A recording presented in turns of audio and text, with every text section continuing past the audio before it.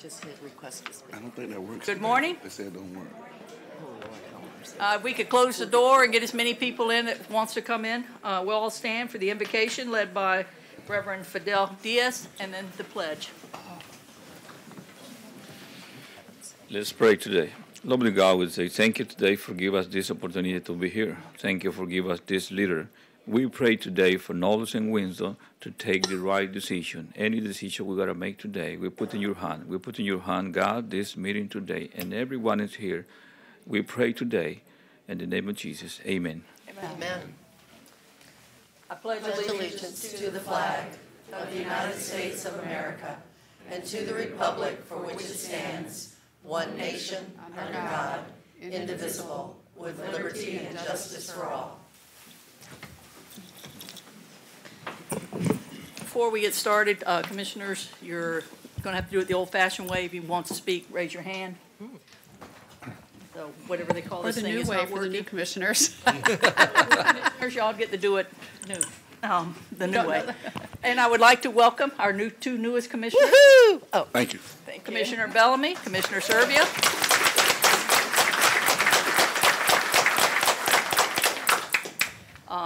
not that I'm excited or anything. And we're looking forward, and sure we will see tremendous things out of your districts for both of you. All right, Mr. Hunsicker, any changes to the agenda? Good morning, Madam Chair, members of the board. We have several suggested changes. First, to the consent agenda. Under financial management, item number 23, the FY19 budget amendment resolutions. Budget resolution B-19-017 was updated to separate the Florida Boulevard to 26th Avenue project, that's item 21 in the resolution, to two separate funds, isolating the gas tax from the general fund transfer. Item number 24, the amendment number 1 to the submerged ultrafiltration membrane filtration system agreement.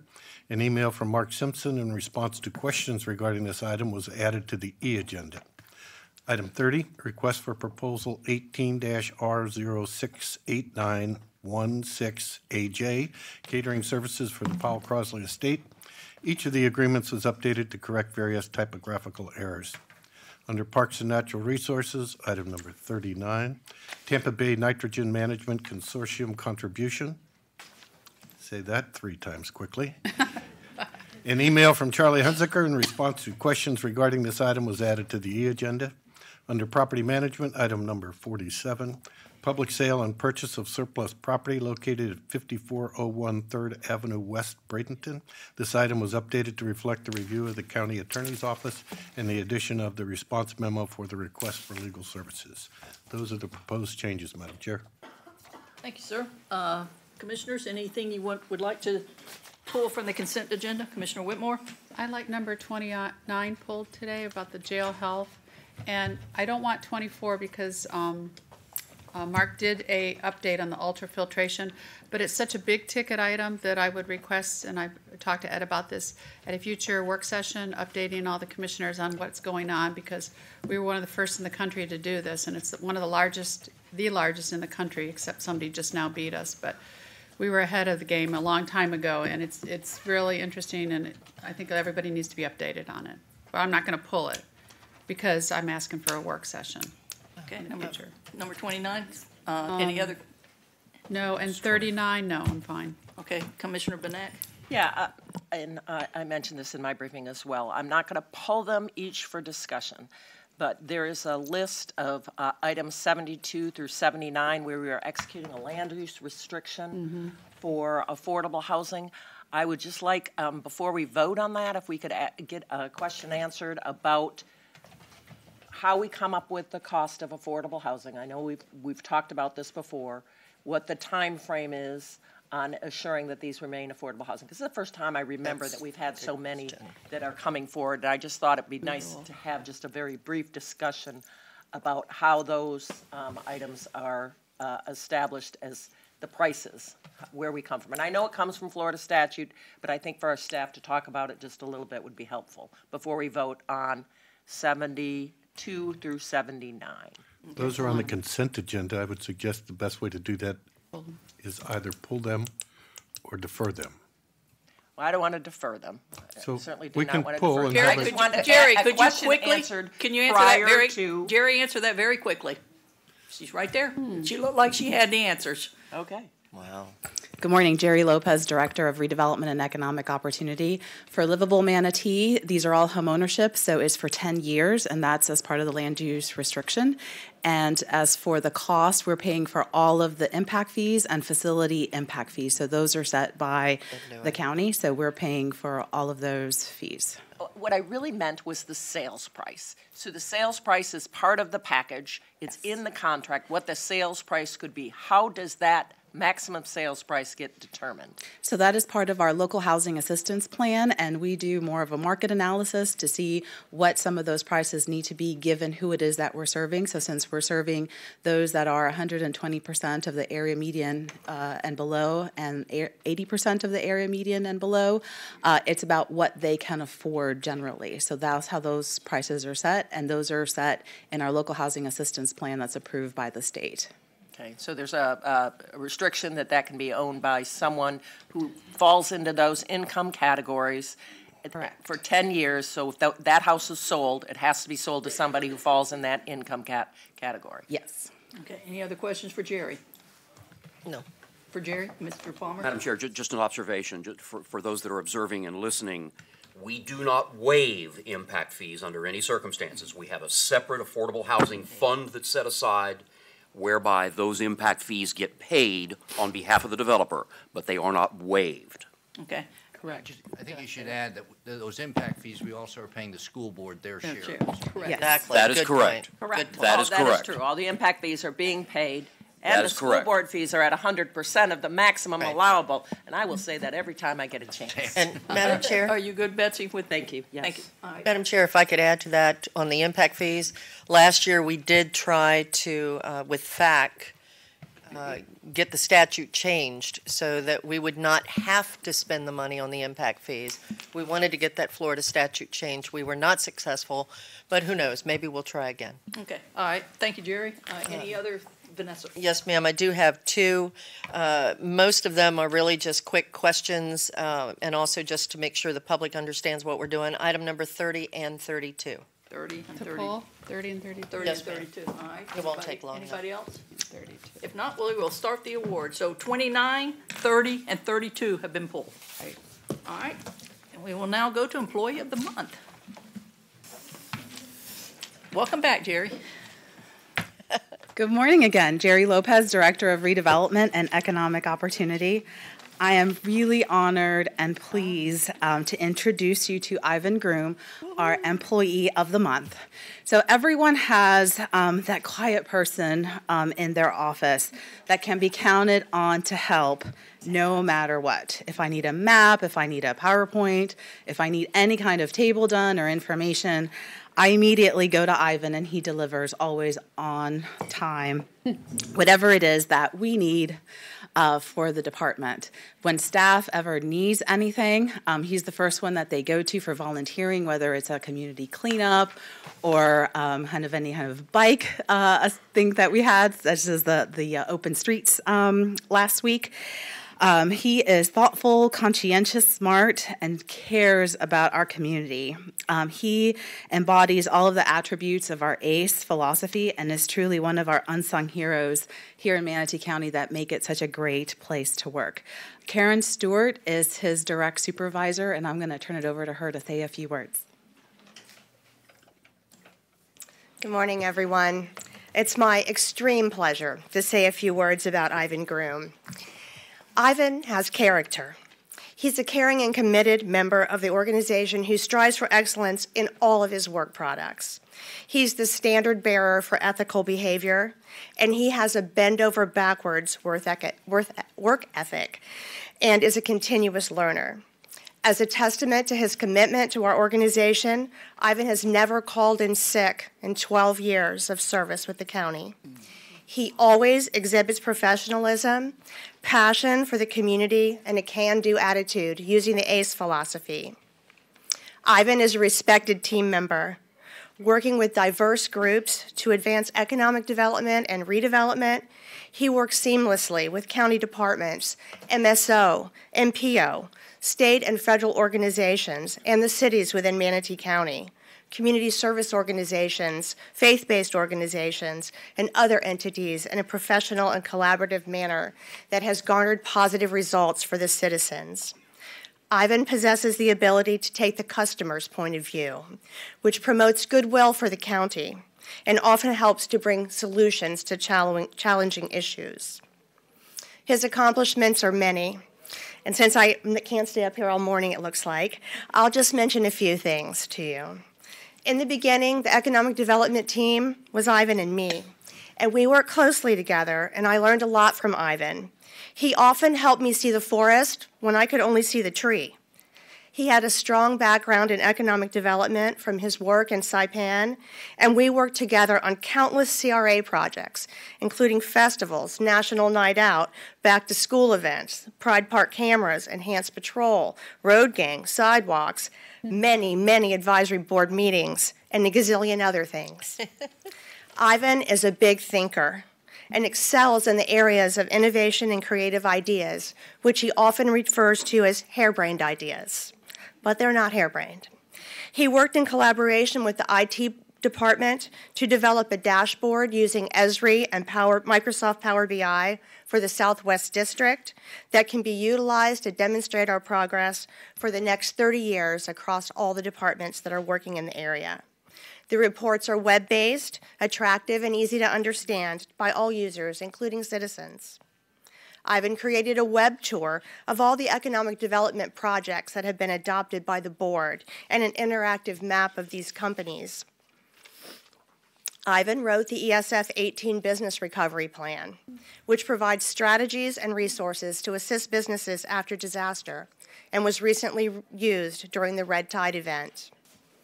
Ivan was the grant manager for the 3-year, $500,000 Brownfield Assessment Coalition grant in collaboration with the cities of Bradenton and Palmetto. He received accolades from the EPA for his excellent leadership, his focus on communication, transparency, management of all projects, and spending all the funds to support brownfield redevelopment. In addition, he was invited to share his strategy for his successful management at the Southeastern Brownfields Conference recently. Ivan has a big heart. He often takes part in giving back to the community by participating in community cleanups, volunteering with Habitat for Humanity and others, devoting time to volunteering in the grade level reading program. During the holiday season, he's donated blankets to a local memory care facility, purchased a bike for a local teen who was facing homelessness, participated in an adoptive family, and donated pajamas to MSO for children in foster care. I could and would say more, but I know Ivan has a few things to say. So I will end here with our thanks and praise for all he has given our community, and congratulations, Ivan, for being the 2018 November.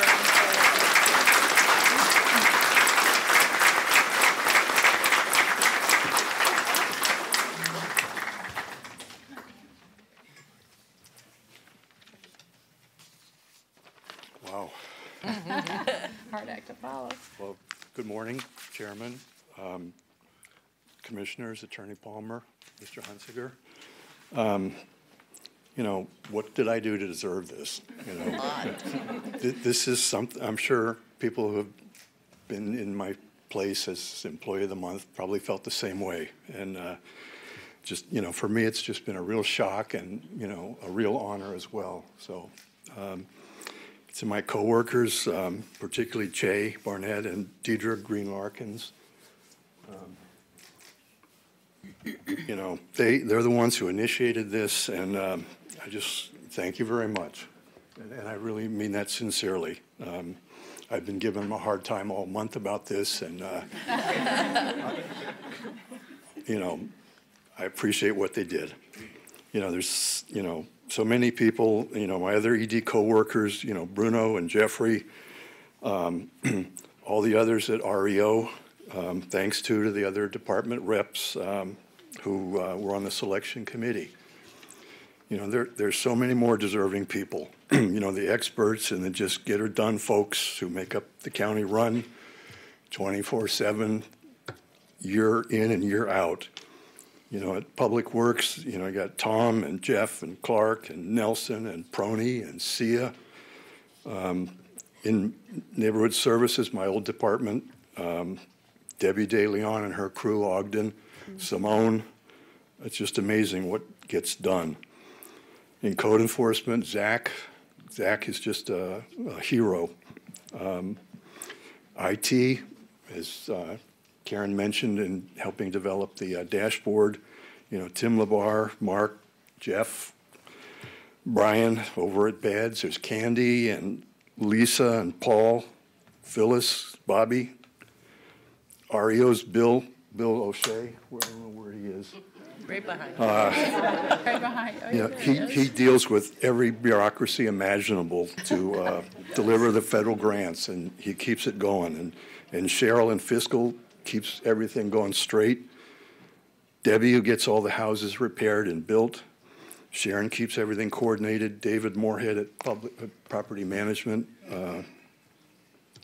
Leslie at Public Works, who gets everything scheduled and fixed and done.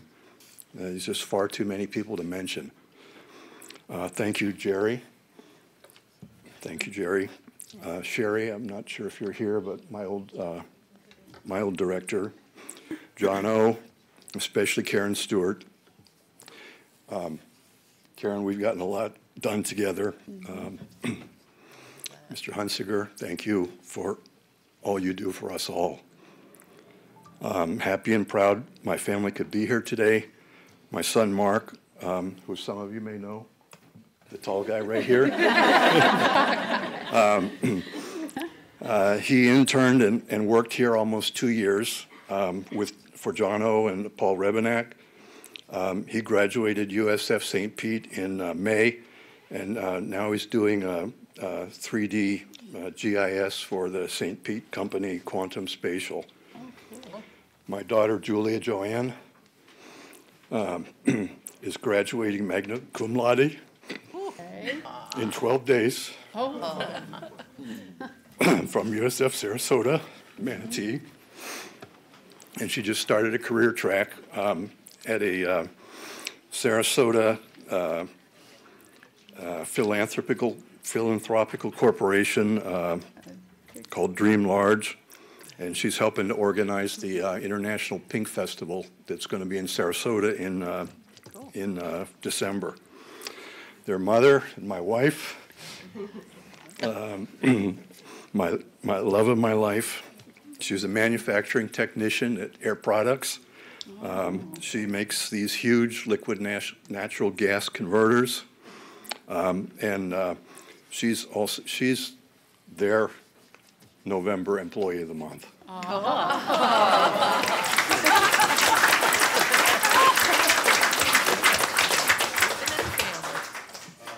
My sister Barb of Venice, manager of the Venice Golf and Country Club, and my mom, 94 years old and independent, also in Venice. They were going to be here this morning, but last night my mom felt a little upset stomach, so they can't be here. But they're just the two kindest women in the world. They lured us to Florida as well, so thank you, Mom and Barb. I don't know if Ramona's here. She mentioned she might come, but I just want to say a little bit about her. She's the first person I worked with here on a real project on the ground. We planted trees along 9th Street East down to Pride Park. So many street lights. We got lots of things done. She's just a real heart of that neighborhood, and I'm sure a lot of you know if she needs or wants something, she'll let you know. Yeah. She calls me frequently.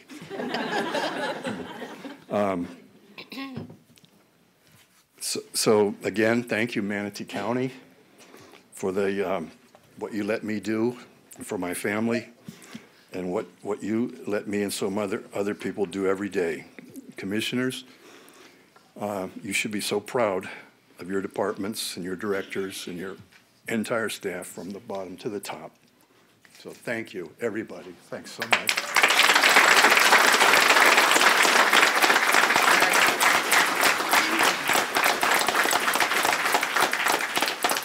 Hold on a second, Vanessa.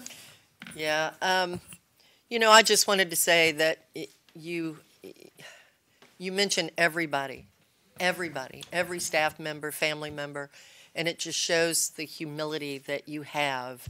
And you're such, that's how you are. And your voice is always soft. You're always on the same level. You're just easy to get along with, and you show that you care so much about others. And that is what makes you the person you are and makes you as successful as you are. And my first dealing with you was when I first got elected in 2012. You took me on, I don't know if you remember, but you took me on a tour with Karen, and I was utterly amazed. Okay, so I just want you to know that whenever I get an email from you, and I get probably, a bazillion almost every day, I always read yours, because I always know if you're sending an email, there's a good reason. So, you know what, you should be Employee of the Month. You should be Employee of the Year. I'm just going to go in and say it. But, I just want to say from my heart, thank you for everything that you do, not just for the county, but for all of the staff members, everybody that comes in contact with you, that you work with. You're a true blessing, and thank you. Betsy?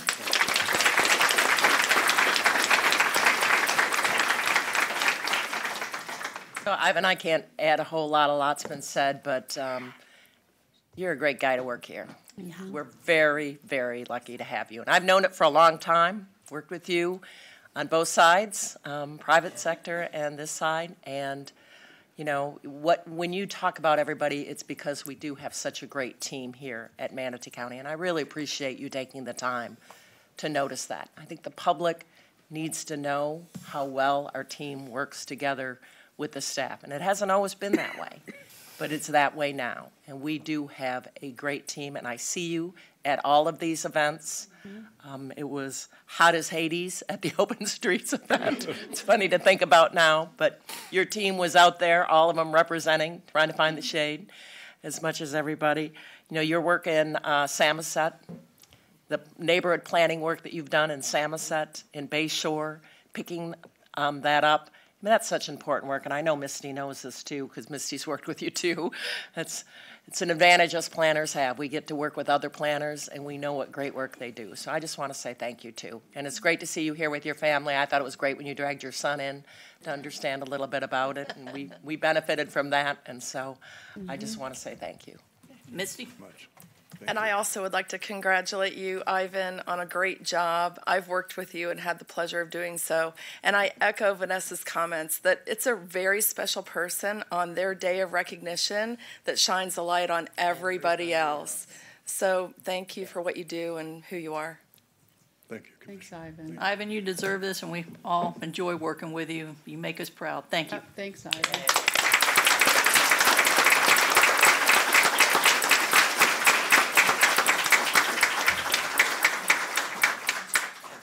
Thank you. The Heroism Award. I have trouble saying that one.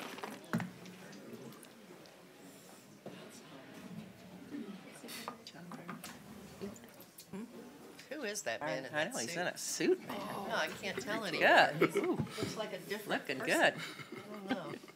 Kentucky Wild. How about the rest of Kathy's teammates? Come on down, Unlike please.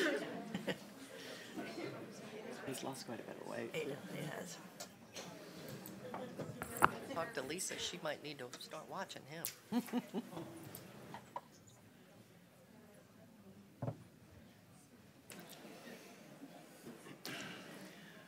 Ivan, congratulations. Well deserved. How do you follow up on something like that? It's tough, but we're going to try. I heard Ivan mention in his comments that he called someone a hero. We have a real hero here today. My opinion, all county employees are heroes in one way or another, but Kathy chose to show this in a special way.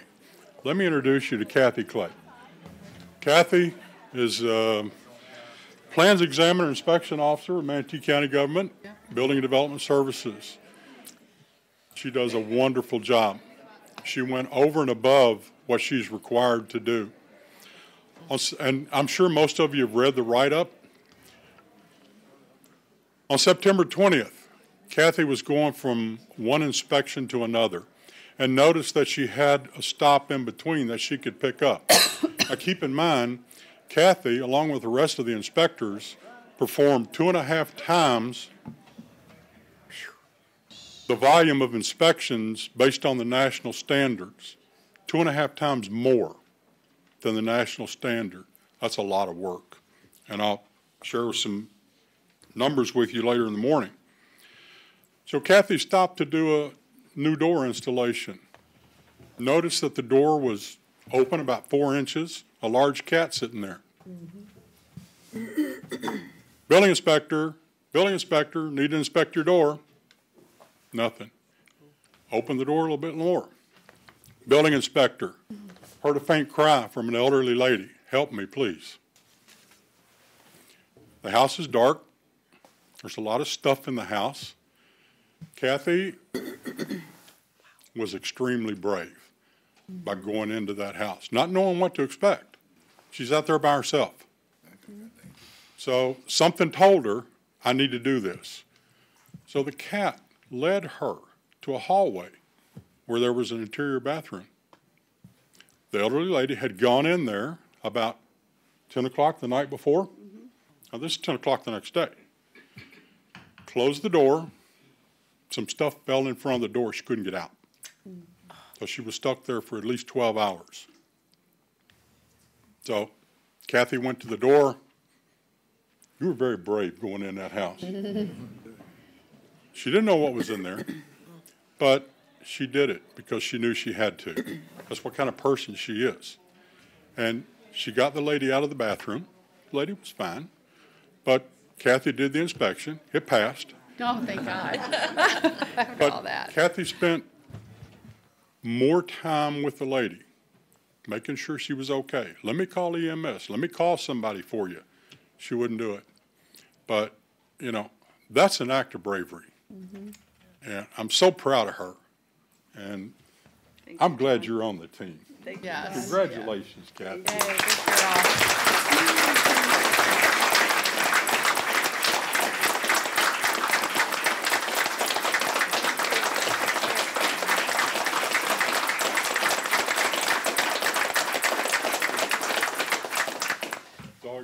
Thank you, everyone, for this award. What John said is true. When you go to a door, knock, hopefully the homeowner's going to come to the door, and if it's open, we don't go in somebody's house unless somebody who owns the house is standing there and invites us in. But my heart kind of overruled the common sense part when I heard the faint voice in the background yelling help, and the cat saying, come with me. So I pushed the door open, my heart was pounding, and walked through with the cat, and the cat took me right where I was supposed to go. And when I asked the woman, why was your door open, she said, I let the cat out right before I went to put my pajamas on, and went to the bathroom, and the door closed, and I couldn't get out. So that's why the door was open, and the cat was sitting there waiting all night, I'm sure. But it felt good, and she was well. She was well. Thank you so much. Thank you. Yeah, good job.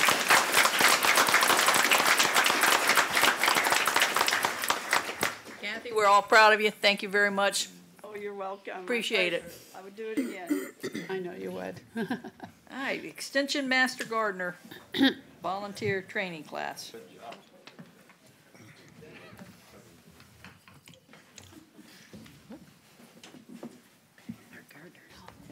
The gardener's over there. Elected to the charter review on this beach. The guy right there.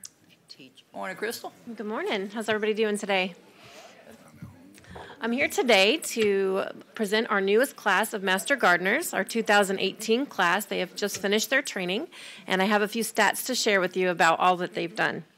In 2017, our Master Gardener volunteers devoted over 11,722 hours of service. That's the equivalent of 6 full-time employees. Their contact outreach extended to 11,000 Manatee County citizens. With that type of impact, the Horticulture Training Program prepares volunteers to address needs in the community. The group before you has completed 120 hours of horticulture training. This is a 4-year degree program that is condensed into 3 months. Training topics included botany and soil science, plant ID, disease diagnostics of plants that are frequently brought into our diagnostic clinic, such as vegetables, lawns, citrus, fruit trees, and palms, Florida-friendly landscaping concepts, pesticide application and safety, and dealing with nuisance wildlife. These participants were required to take 3 exams and pass at a 70% rate. They also had to create educational brochures or displays. The topics for this year were bulletin board projects on butterflies and native bees, fact sheets on 12 frequently encountered weeds in Manatee County, a PowerPoint program on orchids, a newsletter article on oaks in Manatee County, and a homemade vertical growing system in our educational demonstration garden. As you can see, this is a comprehensive training program that prepares them to assist our horticulture extension agent in outreach to our community. They will help customers on a daily basis in our free plant diagnostic clinic, which of course is located at UF IFAS Extension in Palmetto. Over the next year, they will donate back 110 hours during their internship volunteerism program that will allow them to practice the concepts they've learned during our training program. Our 2018 class has been outstanding, and we look forward to the many great accomplishments to come from them. And now I would like to call each individual forward and recognize them with a certificate of completion.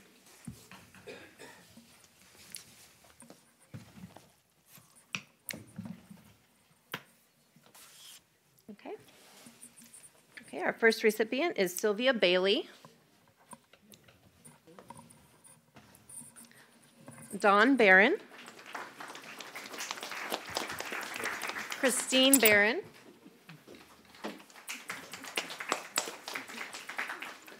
Alice Clapper,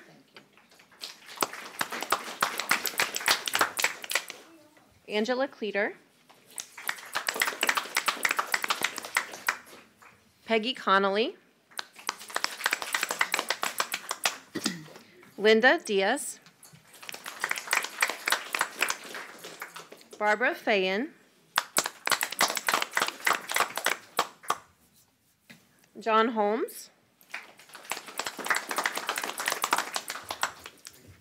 Andrea Lewis, Joseph Oski, Janet Papazian, Anne Roy, Edward Upshaw, Richard Zielinski, that aren't able to be with us today, but I'd still like to recognize their accomplishments. Sally Herb, Charlotte Strutzer, Patricia Thomas, and Krista Bloomberg. Yay.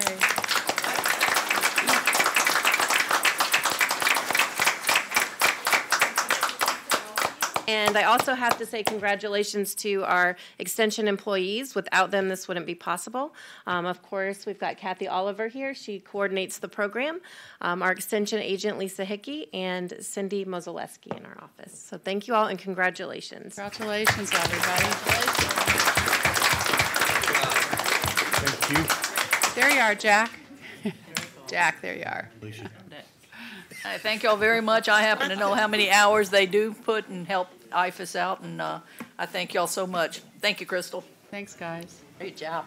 Fleet and Transit, Florida Public Transit Association Awards.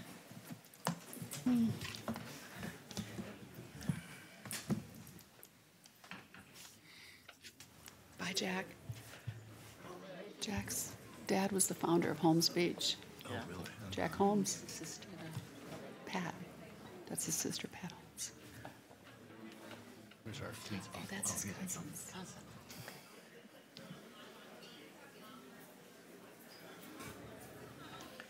Here comes that transit crowd. Morning. Getting awards.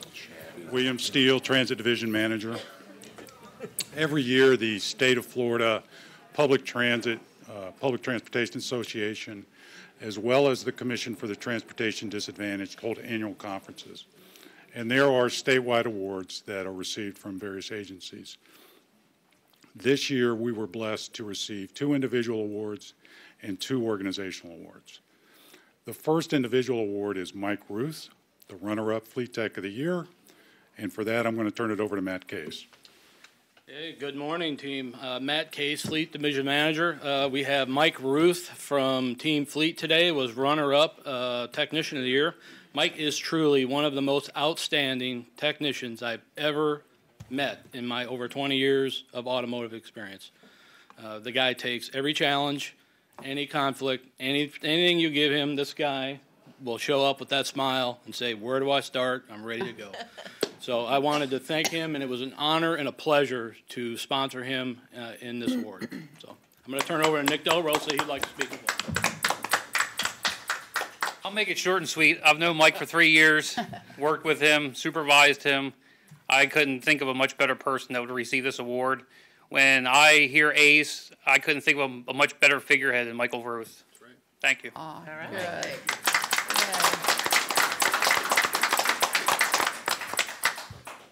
Yeah, I'll keep it short and sweet too. Thank you guys.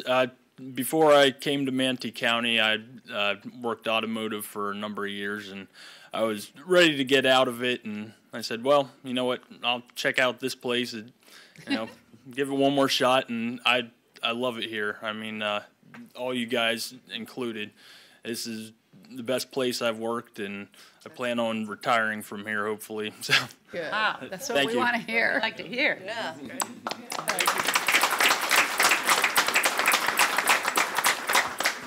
Just to conclude with Mike, I serve on the selection committee for Transit Operator of the Year. So every year we have very worthy candidates.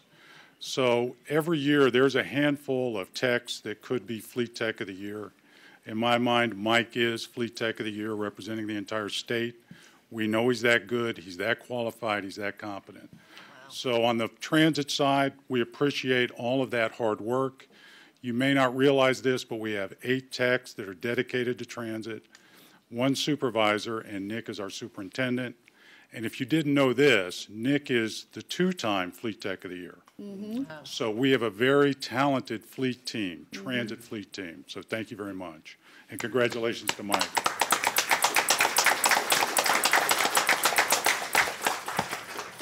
We've worked very hard to get strong in all our disciplines. When you see these individual awards and the organizational awards, it really is recognizing the strength of that team. I wanted Ryan to come up and talk about the 2 organizational awards, and then I'll come back for the final individual award. Thank you. Thanks, Bill. Good morning. Ryan Suarez, Planning Manager with the Transit Division. As Bill mentioned, we did also receive 2 organizational awards as a Transit Division team. One came from the Florida Public Transportation Association. I'll talk about that one first. It's also an Innovation and Creativity Award. Believe it or not, we received it for a procurement process. The award is given to a service or a process that is innovative, that is new, and that is applicable to other transit agencies throughout the state.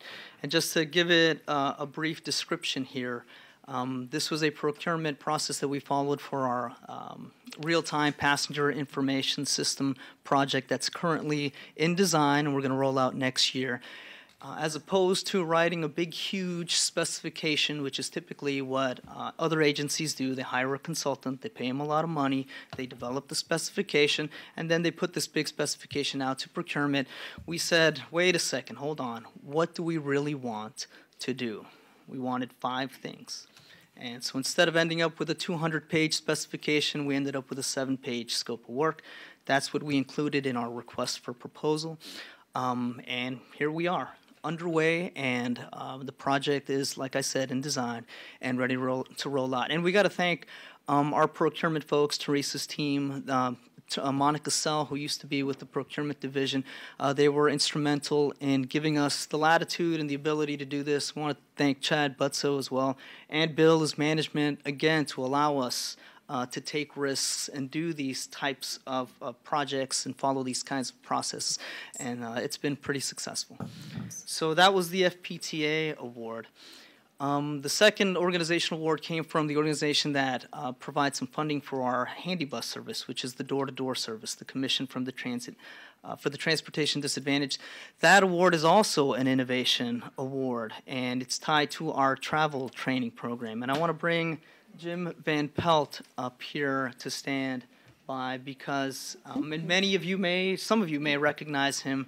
He did work from the MPO, and we did resurrect him from retirement to come on board and serve as our travel trainer.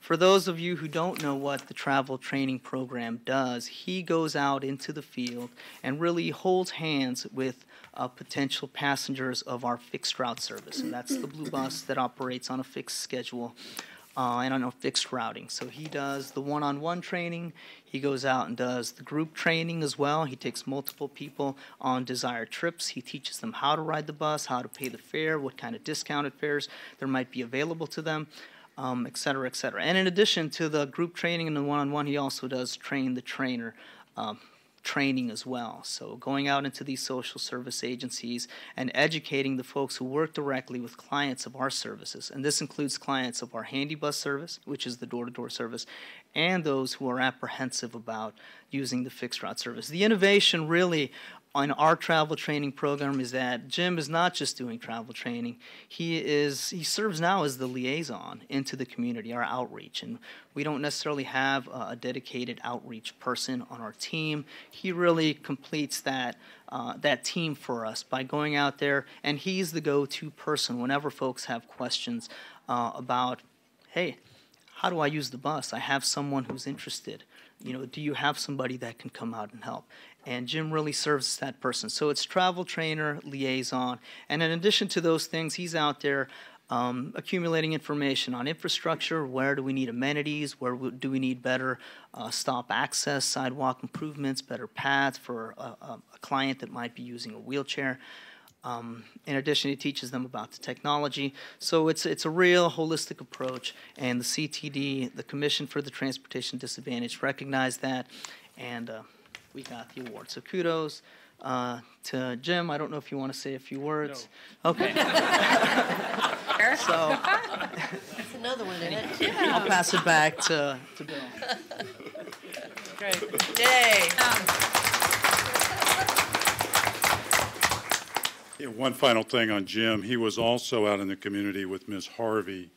I want to say it was in early May. Mm-hmm. And Ms. Brenda Harvey, asked us about a summer youth bus pass, which became the Summer Connection. The board approved that in late May, and we implemented that June 1st. And you may not know this, but Jim and Ryan met with the students in that summer youth program. We had just launched our mobile ticketing, and I think they signed up 40 people that day, and many of them were using the mobile ticketing application. It's kind of funny, isn't it? You think about your kids, they'll forget everything but their smartphone. Right, so you got it. That's really all they need to board the bus. So it was a very successful program in its very first year. And again, it's because Jim's out in the community and listening to the needs of the community.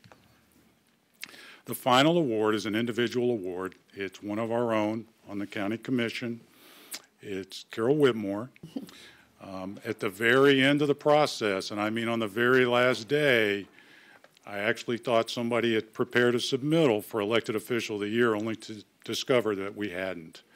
So I made it my mission that day. Ryan assisted, and back in the office, Melinda Wagner will remember that day because that's what we worked on that day. Oh, but we really believe in her leadership on the local coordinating board, supporting our initiatives. We have several initiatives, and many of those we've shared, including the Summer Connection Bus Pass. We had a one-day medical bus pass that we developed as a trial, and that continues to develop. We're diversifying the fleet, and she supported us there. But the one thing that really stood out was in the rural part of the community, we really wanted to become more efficient in our service delivery, and Commissioner Whitmore worked with the medical community and supported us in that effort so that we're coordinating those trips on the same days of the week, maximizing our equipment and our operating resources. So again, this is a very prestigious award in the sense, all of these are, we are competing statewide. You've got bigger systems in Palm Beach and Broward, Miami-Dade, Pinellas, Hillsborough, Central Florida, Jacksonville. You've also got some excellent smaller systems, some of my friends that are in Lee County and in Gainesville. So when Manatee County government is being recognized for these awards, then you've got a very powerful team. Starts with the commission, county administration, our leadership with Chad, and everybody on our team working together. But again, we congratulate Commissioner Whitmore. She is the Commission for the Transportation Disadvantaged Elected Official of the Year. Congratulations.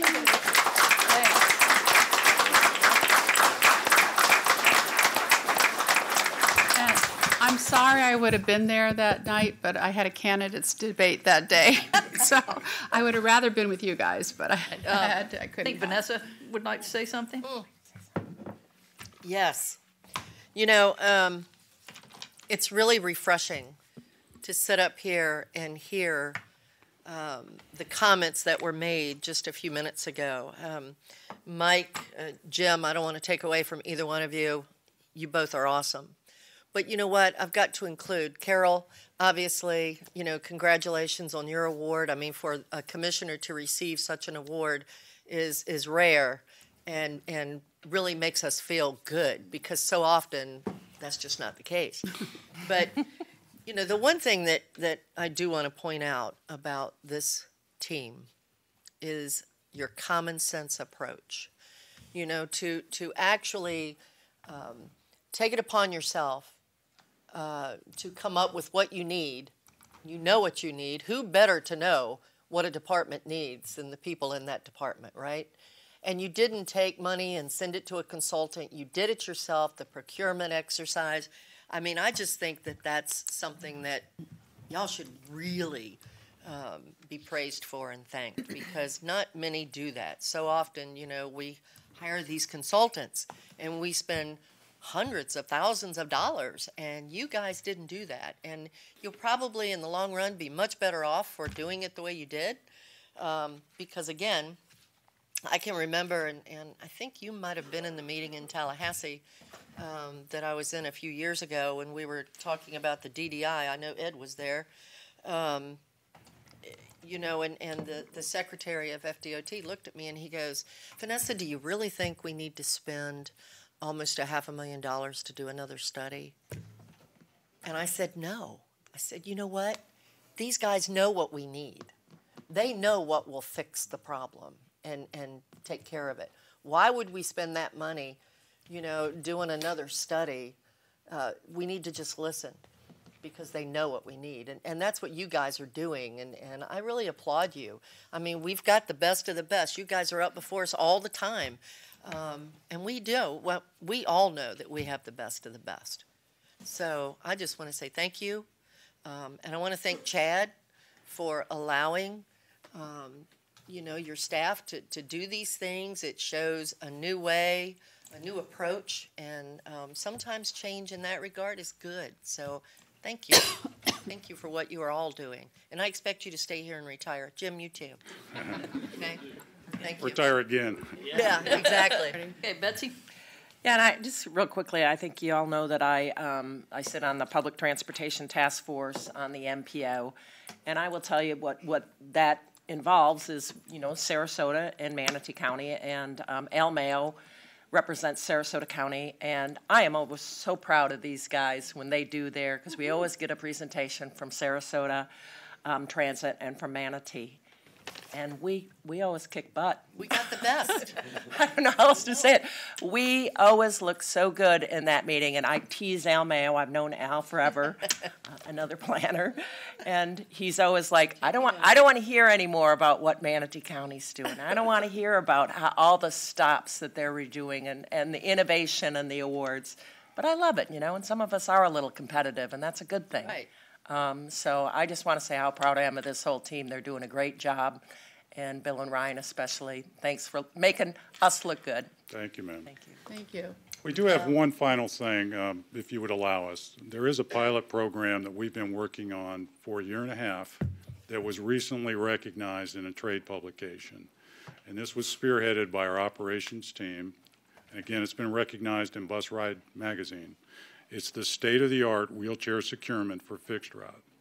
And we wanted to be the first to pilot this, and that's what we've done.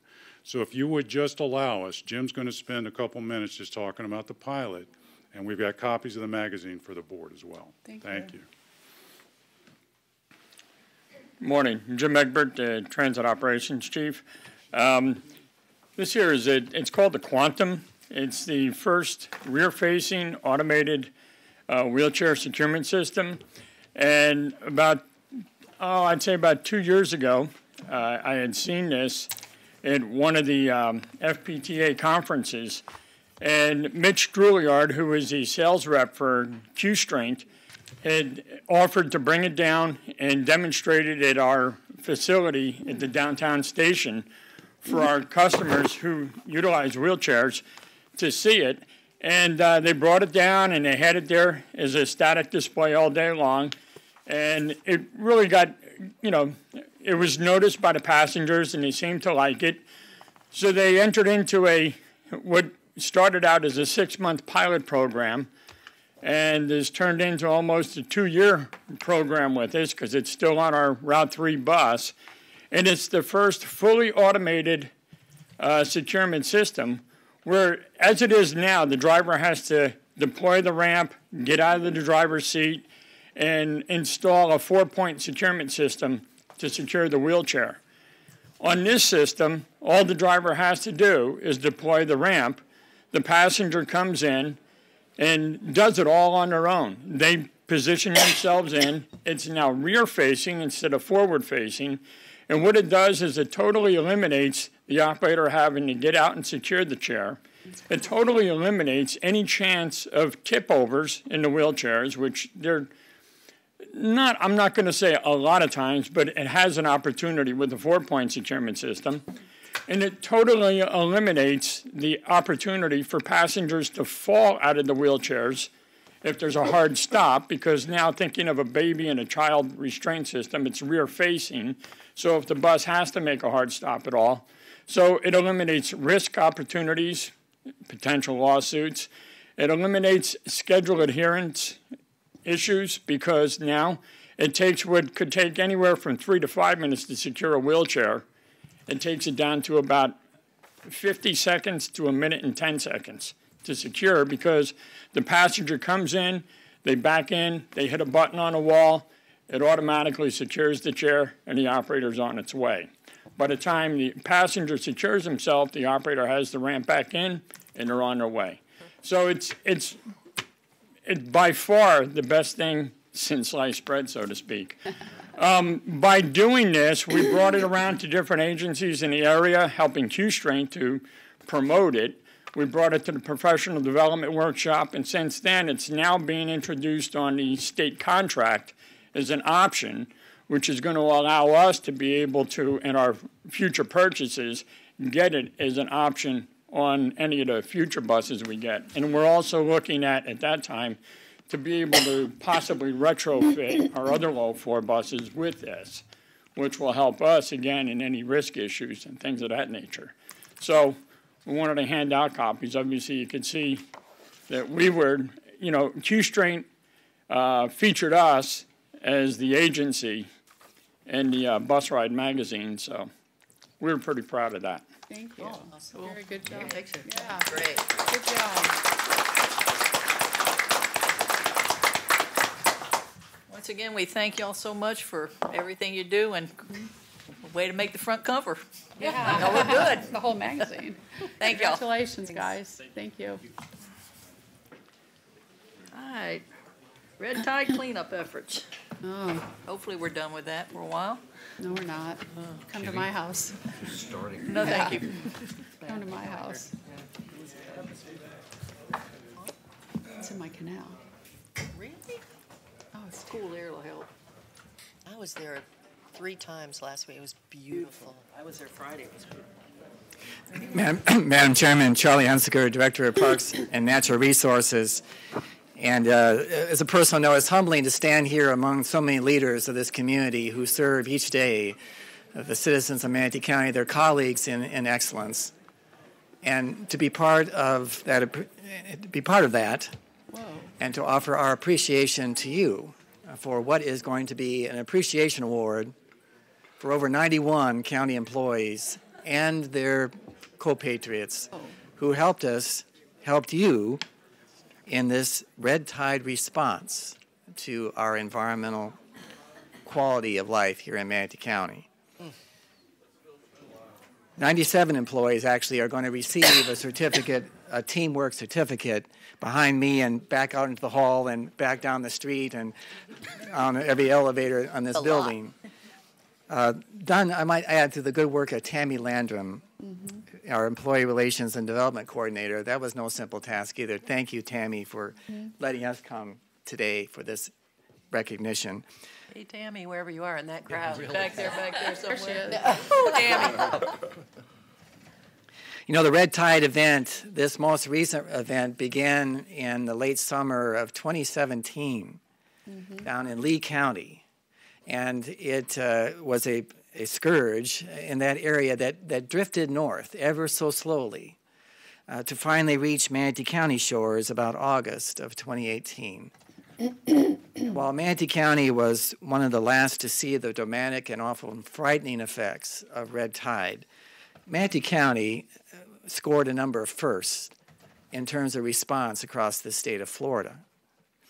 We were the first county to aid our island cities in raking with mechanically the entire beachfront, 9 to 10 miles of work, and the Back Bay boat ramps in aid to the residents and to our tourism industry to ensure, sometimes with twice daily passes across that 10 miles, that we did our best to hold the line against the rafts of dead fish that were coming ashore as a result of the harmful algae that was present offshore.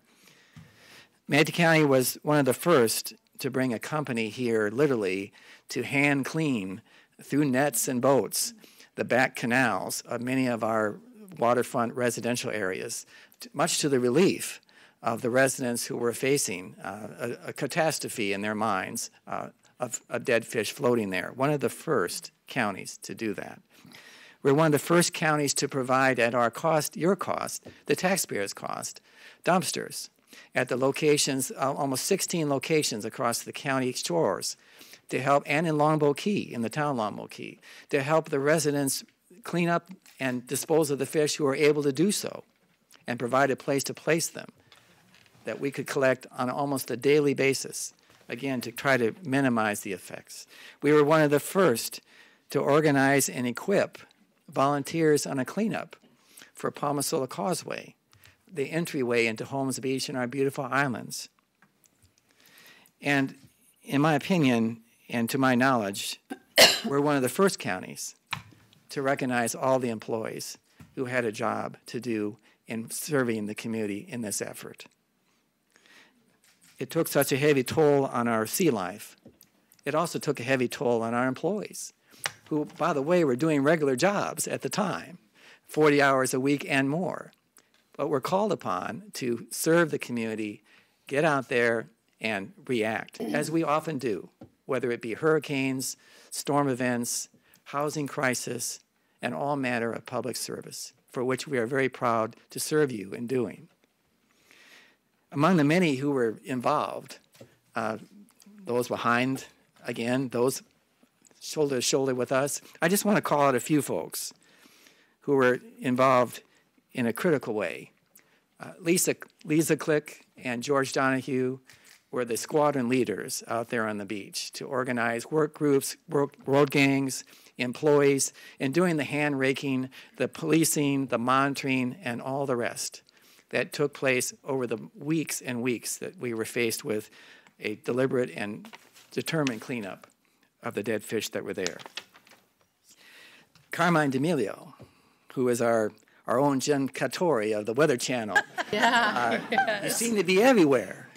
In fact, he was on the beaches and on the boat ramps, and with daily reports back to us, giving leadership to his crew under the direction of Charlie Bishop, my colleague, who stands tall among us in leading this effort.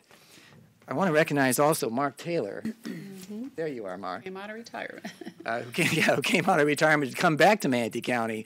A lifelong, I'll call him a seafarer, a lifelong Manatee County fisherman, a lifelong Manatee County environmentalist, who for 27 straight days on a tractor continued to rake those beaches without a break or a day off. Why? Because Mark Taylor cares. And the colleagues that work with Mark Taylor share that caring each and every day.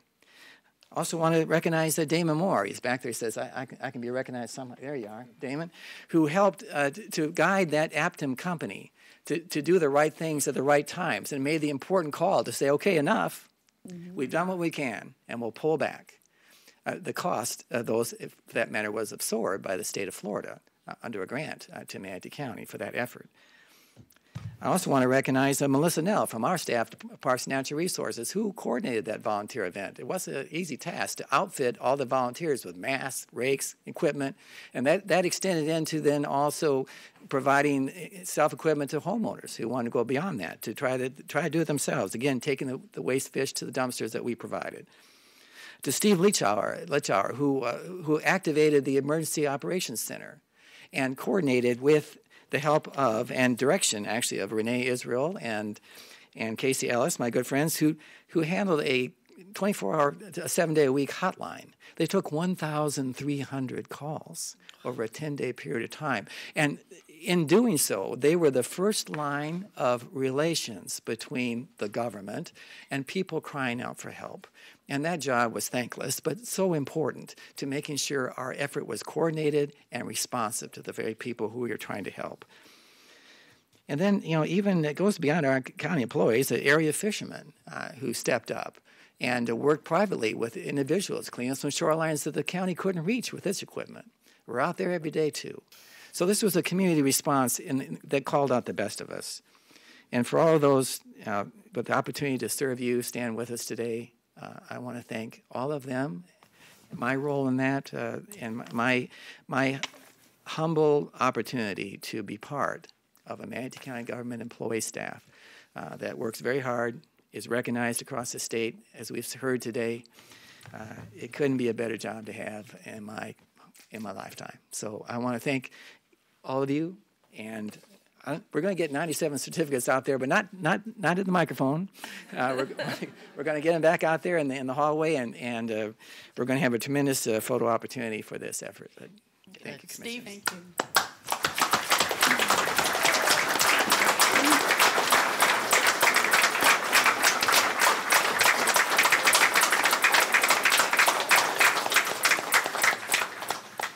Commissioner Johnson? Yeah, just, since I think my district felt the brunt of a lot of this, and but I'd like to, all you all did just a great job, and it was a tough thing to do with the dealing with the residents who didn't understand it. So many of them have just moved here over the last short period of time and didn't understand what red tide was and thought there was an easy solution. And Carmen, every time I called you or sent you an email, I got a response back really quickly because, I was getting a lot of calls at home, and every time I walked into the Publix or any place else, they were all going, "What are you doing? Why hasn't the county figured this out yet?" And but you all were great at putting out all the information and doing the work and cleaning the beaches. And from my standpoint, I just thank you, and thank you on behalf of all those people that have had to live through it, are still living through it, actually. But fortunately, the severity of it now is nothing compared to what it was several months ago. And again, great job, and keep up the good work. And I think we all really appreciate what you've done. Carol? I wanted to thank you as a 49-year resident on Manatee, on Anna Maria Island. I've been through these red tides before. We didn't have social media then, so I can't really measure how it was before. I know when Ed Childs and all of us started a few years back, that red tide lasted a year and a half, and he said at one point he had to lay off all of his employees. He had almost closed his restaurant down completely. So I serve on the WCIND West Coast Inland Navigational District, which represents 4 counties. And when we had a meeting down in Venice, none of the other counties were doing anything for the residents in red tide. I had mentioned that we had talked to the private sector, Cortez, and that they were working individually with property owners. They hadn't done any of that. And with this social media, that was very, very rough for us elected officials and all of you. So I can't imagine, because I'm out there now, and we've got some my canals still, and I can't imagine all that you guys had done. And there's nothing that we could do but what you did and react to our citizens, which none of the other three counties below us didn't. So I want to congratulate you and thank you for all the hard work that you did, and we really mean it. For somebody that actually lives there, we appreciated it. Okay, Reggie? I just want to congratulate and be thankful also. Well, what I'm noticing from our community is that we have people that are humble, helpful, and hands-on and ready to make an impact. And I think that needs to be out there and out front as much as possible. And it's my sincere thanks also. Misty? Yes, and I echo all those comments, and I say thank you very much, because I was on the campaign trail when this was going on, and I would hear one day how awful things were, and I would hear the next day how wonderful it was that the county was out there cleaning up the beach. And then I would hear, but aren't they going to clean up the canals? And then the next day they were out there cleaning up the canals. So the response was tremendous, and I know that you all work very hard at regular jobs, and then to take the extra effort and get to work when it's needed. It's just so heartwarming. Thank you. Thank you, guys. We thank y'all. Jerry? Yes, I wanted to also say a couple words. As our community was impacted, so were our businesses as well. And it was a very strong economic impact to just our businesses all over. So we were able to put our economic recovery plans to work. You heard a little bit about that this morning that we put in the plans. And we learned a lot from Hurricane Irma about what our reaction needs to be. And as Charlie said, this was really a community effort where we engaged our community partners with the CVB, our Anna Maria Island Chambers, our Manatee Chamber of Commerce. All of the partners came together. And as soon as, given the relationships that we have established with the Small Business Administration, we opened a business recovery center on the Manatee County Island Library. Thanks so much to the libraries for giving us space to be able to assist those companies. But as soon as we heard about it, staff says we really need to organize, and they put together a business walk right away, going door to door, making sure that information was going out to all of the businesses. And they did 3 business walks on 3 different times, and were able to inform over 240 businesses of the assistance that were available to them.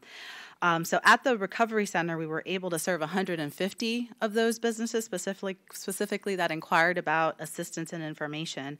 And at the end of October, Manatee County businesses had received $800,000 in assistance from the SBA, and the state of Florida's Bridge Loan Program served over 35 businesses and approved approximately $250,000 worth of loans. So this was a real effort. Our staff was there as well with the SBA, making sure that we were helping our businesses. And as Charlie said, to continue that theme, we were a first because we were the busiest outreach center. We got a call from the Department of Economic Opportunity from the state congratulating us on our outreach effort, because that really made a difference to the businesses and the assistance that they got. So I just want to say kind of thank you, not just to all of our employees, but all of our partners out there who helped kind of in all efforts towards our economic recovery.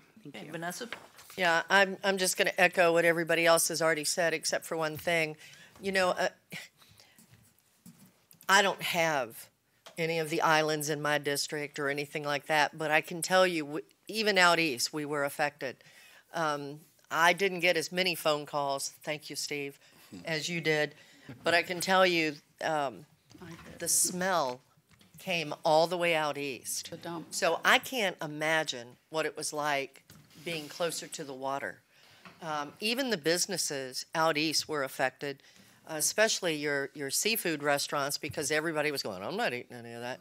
So, I mean, it just goes to show you, though, if you look at the job that you all did and the difference that you all made, it was for all of the county. It was for everybody. And, you know, I got to tell you, it was one of those things where, you know, you sit up on this dais and then something like Red Tide comes in as strong as it has been. And I can tell you, Carmen and Charlie, Damon too, I mean, everybody was getting emails from us, you know, because you almost feel, sitting up on this dais, you almost feel so helpless, because how do you fight something along that line? And you guys showed us. how you fight it, and you did it. So thank you for the islands, but also out east. You know, the landfill was in my district, and I can tell you, we were all affected. So thank you for everything you guys did. Betsy? Yeah, and it's good to see the folks that were really on the front line up front. I know that this was a team effort, but you guys had to be out there. It was really, really tough duty. Have to be out there on the beach in these conditions. And so I hope that you all have recovered from that. I hope we don't have to have more of it. But as we know, it's naturally occurring. Yes, we know nutrients feed it. We know that there's going to be a lot of efforts. But most importantly, we know that the environment is our economy. We know that we have to continue to work on this. So I'm going to say thank you now, but thank you because this is an ongoing effort.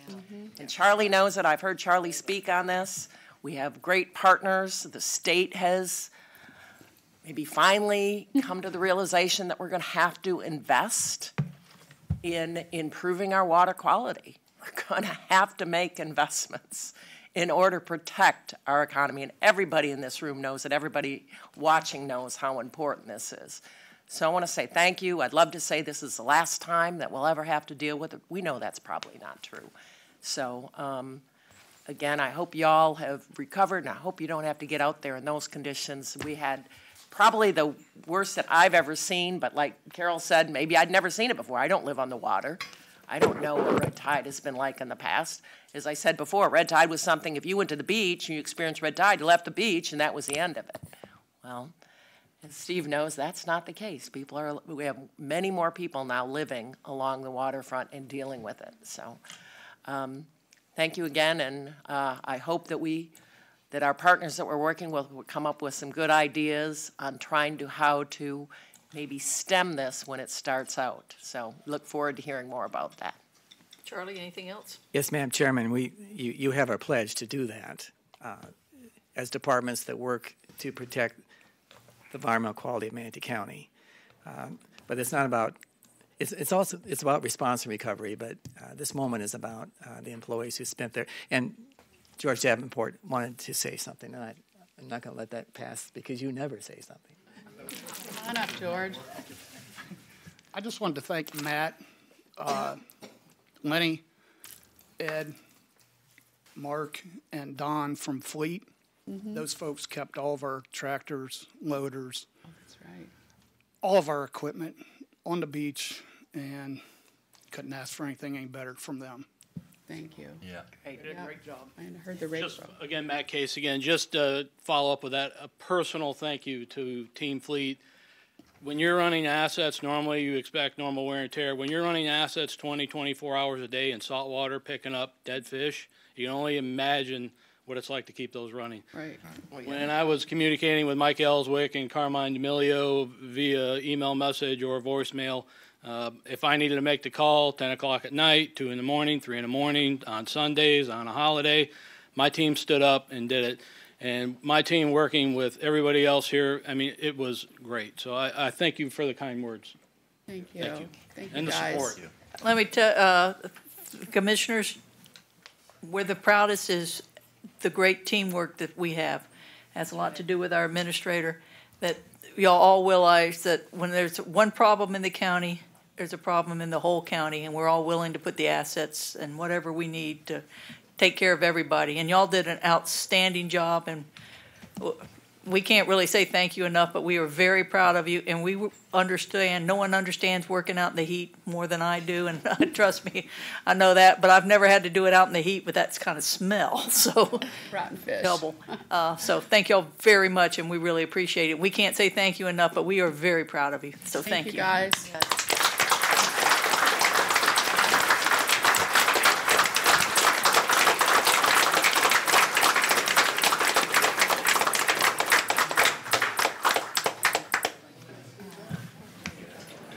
Be a big picture. Yeah. It's 5 years break. Let's go ahead and we'll take a quick 5 minutes. Thank you.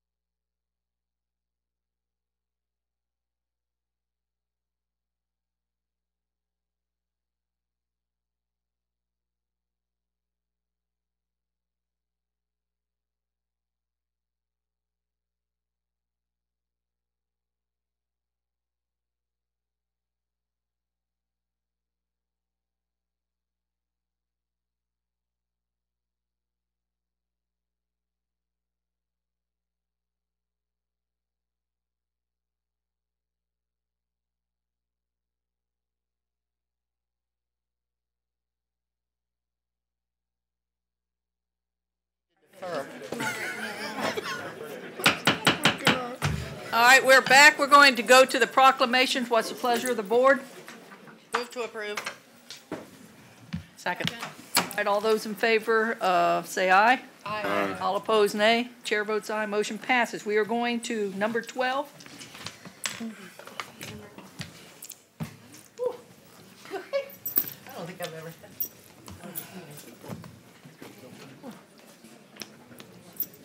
I think we need more people here. We can work on Y'all come on down. Make sure everybody's over here. Guys, You're coming.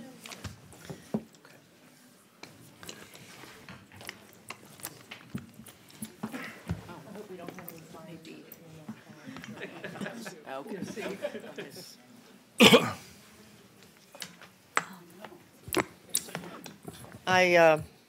I specifically asked the Madam Chair if I could do this proclamation about a month ago because I knew all the commissioners would want to do it. So that being said, it's fair to say that we're all the commission is part of this proclamation, and it's a real honor for me to just be able to read it to all of you that's here. I'll try to do my best here. Whereas Hurricane Michael, a major Category 4 hurricane, was bearing down on Florida in October of 2018 and posed a threat to the state of Florida and Manatee County. Whereas it became evident that Manatee County had been spared, thank God, from this extremely dangerous storm as it steamed past us in the Gulf of Mexico towards the Florida Panhandle. And whereas on October 10th, 2018, there were reports that several counties in North Florida were receiving severe damage as the eye of the storm came ashore near Mexico Beach in Bay County and Gulf County around noon. And whereas the Manatee County Emergency Management Division, Emergency Medical Services Division, and Emergency Communications 911 Division, along with the fire districts of Manatee County, the fire departments of the City of Bradenton and Town of Longboat Key immediately responded to provide life-saving services to our neighbors to the north as part of the State Emergency Response Plan. And whereas these agencies and their dedicated personnel responded by providing a 911 telecommunicator emergency response team to Bay County, Florida, an ambulance strike team to Gulf County, Florida, an engine strike team to Marianna, Florida, an engine strike team to Gulf County, Florida, a tender strike team to Gulf County, and EOC staffing to Gulf County, Florida. And whereas the Manatee County Sheriff's Office and other elements of Manatee County government assisted the Florida Panhandle with personnel and equipment immediately following the landfall of Hurricane Michael. Now, therefore, be it proclaimed by the Board of County Commissioners of Manatee County, Florida, that these personnel of Manatee County Emergency Management Division, Emergency Medical Services Division, and Emergency Communications 911 Division, along with the Cedar Hammock, East Manatee, North River, Southern Manatee, Parish, and West Manatee Fire Districts, the City of Bradenton, and the Town of Longboat Key Fire Departments, and the Manatee County Sheriff's Office are hereby recognized for their personal sacrifice and professional dedication to these missions and have earned the gratitude of the citizens of Manatee County. Adopted with a quorum present and voting this 27th day of November 2018, signed by our chairperson, Priscilla Trace. I would only like to add that the last couple of years we have truly had scares here in Manatee, and we've had damage last year. So it's just we are so blessed in this area, but at the same time, I hate knowing that part of our county, part of Florida is being damaged, and the people are losing their homes and lives. So that being said, it's a real honor to have all of you with us today. We thank you for your dedication, your service, and your humility, and leaving your families to go help others. So thank you.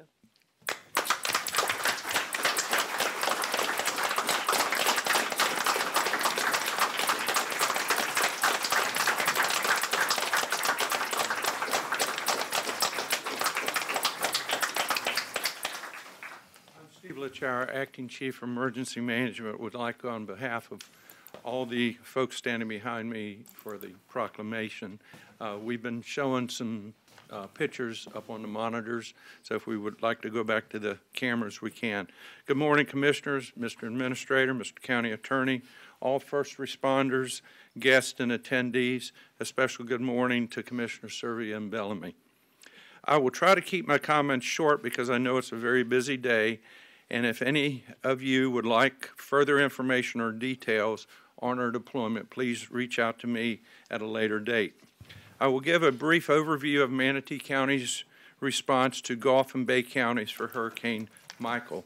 Just alone, personnel from Manatee County were over 75 folks. At one time, I thought we annexed North Florida, because every time we turned around and looked, we saw someone else from up there. Thank you all for your thoughts, prayers, and support. I want to especially thank Director Smith for allowing me and supporting me during this deployment. I was deployed as a part of a 10-member incident management team from the west coast of Florida to Gulf County. Once there, we were divided into two teams, a support team and an emergency operation team, to assist in the incident management team from the state of Oregon and later a team from the Florida Forest Service.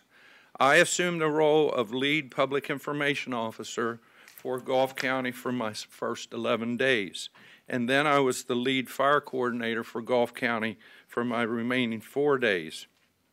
I will introduce the other teams that deployed in a moment, but I want to tell you the sights, smells, devastation, destruction, and human needs that we saw will never be forgotten. Manatee County will never be forgotten by Gulf County and Bay County. The missions, tasks, care, and compassion that we all saw and gave have friendships forever. Manatee County first responders are second to none. Several of us have planned personal trips before Christmas to take joy and happiness to the first responders of Gulf County. What I learned is and will be used in improvement for Manatee County's recovery process in the time that we need it. Now, I would like to introduce some of the leaders of the different teams. First, I would like to introduce the 911 dispatchers who responded to Bay County. Good morning. My name is John Mercer, and good morning. My name is Mike Patrol, and we both are part of the Florida TERT team, and went up to Bay County, which is ground zero, and we essentially were there for a support role to let their dispatchers. There were 69 employees, 9 of which dispatchers lost homes from the sheriff's office, so we're there to support them. It's a humbling experience, as Steve said. I think any of us would do it again in a heartbeat. I've been doing this 31 years, and it even had me wondering too, but thank you for this recognition. Thank you. Thank you. Thank you. My name is Mike Patrol. I'm a captain with the ECC. My group from Pasco County and I got there the morning after the storm hit. So needless to say, there was a little bit of chaos, and it took us quite a while to get there because basically we were unable to get into Bay County. We had to drive in behind heavy equipment while they cleared the roads just for us to get into the county. Our basic role when we first got there, outside of just being telecommunicators, was critical incident stress management. We did our best to try to get their dispatchers some type of relief. There was nowhere for them to go, but we at least tried to get them out of the center. And while we were there, 3 of their dispatchers did leave, did not return. So our first couple of days were basically just trying to get them to realize that we were there to help. Dispatchers are kind of a rare breed. They don't like to give up anything. So it was a struggle when we showed up. They were, who are you guys? But they eventually started to trust us, and they got out of there. There were points where there were no dispatchers from Bay County at all. It was just us. So it was definitely a humbling experience, and nothing we ever want to see here, and we do appreciate the proclamation. Thank you. Thank you. At this time, I'd like to introduce Chief Bevan of the Bradenton Police Department. They responded to Panama City. Chief. Good morning, Commissioners. This past summer, I had the opportunity to attend the Florida Police Chiefs Annual Conference. in the seaside community of Panama City Beach up in the Panhandle. As part of our conference, we always spend an hour discussing hurricane preparedness and response. Before I left, I looked to my two friends I've known for 20 years, went to school with one, Panama City Police Chief and Panama City Police Chief, Beach Police Chief, and said, if you ever need me, you know I'll be there for you. 2 days after the storm was the first call I got. And he said, you know, you promised us something, and I want to know if you're ready to make good on that. And we did. Bradenton Police Department were one of the first police responders to arrive. He also actually said, hey, by the way, we also need a car if you can spare one. We were able to provide that as well. We sent 8 folks for a total of 3 weeks. Lived and slept in conditions that I wouldn't wish on anybody. But I tell you that story to reemphasize to everybody that if something like that was to ever happen in this community, we would receive that same commitment and dedication from the first responders all across Florida. What they saw there was just an incredible display of folks, both fire, EMS, and police coming together to get the job done. My folks handled calls, they guarded stores, they did anything and everything that had to be done. And I can't thank them enough. But again, it shows the commitment of all of the public safety folks throughout Florida and what they're willing to do for each other. Thank you. Thank you, Chief. Thank you. Great.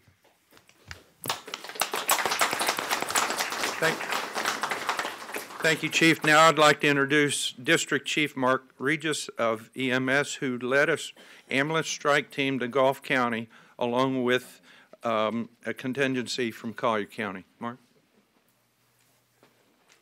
Good morning, everybody. Thank you for the opportunity to speak this morning.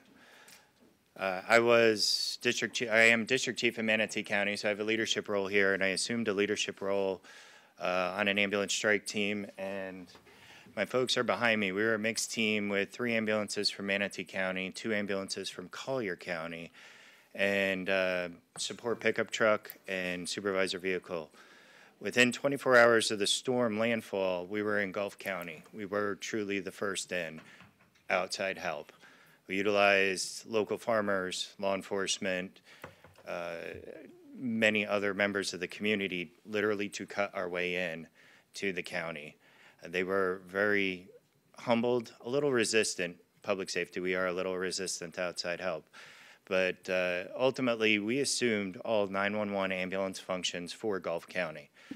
We handled interfacility transfers.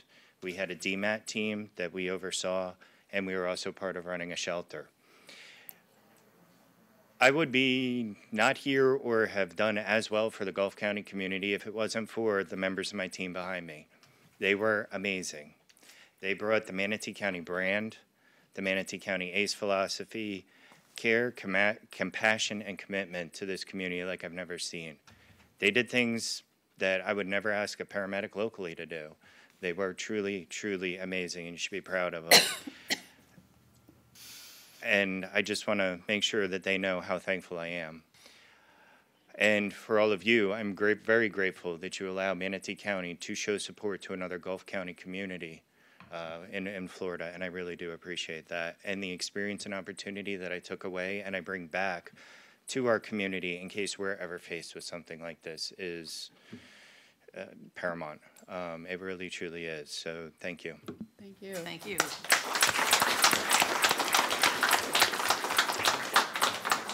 Thank you, Mark. Now I'd like to introduce Administrative Battalion Chief Ben Rigney of the West Manatee Fire Department, who led a engine strike team and a tanker tender strike team to Gulf County. Ben? Morning. Good morning.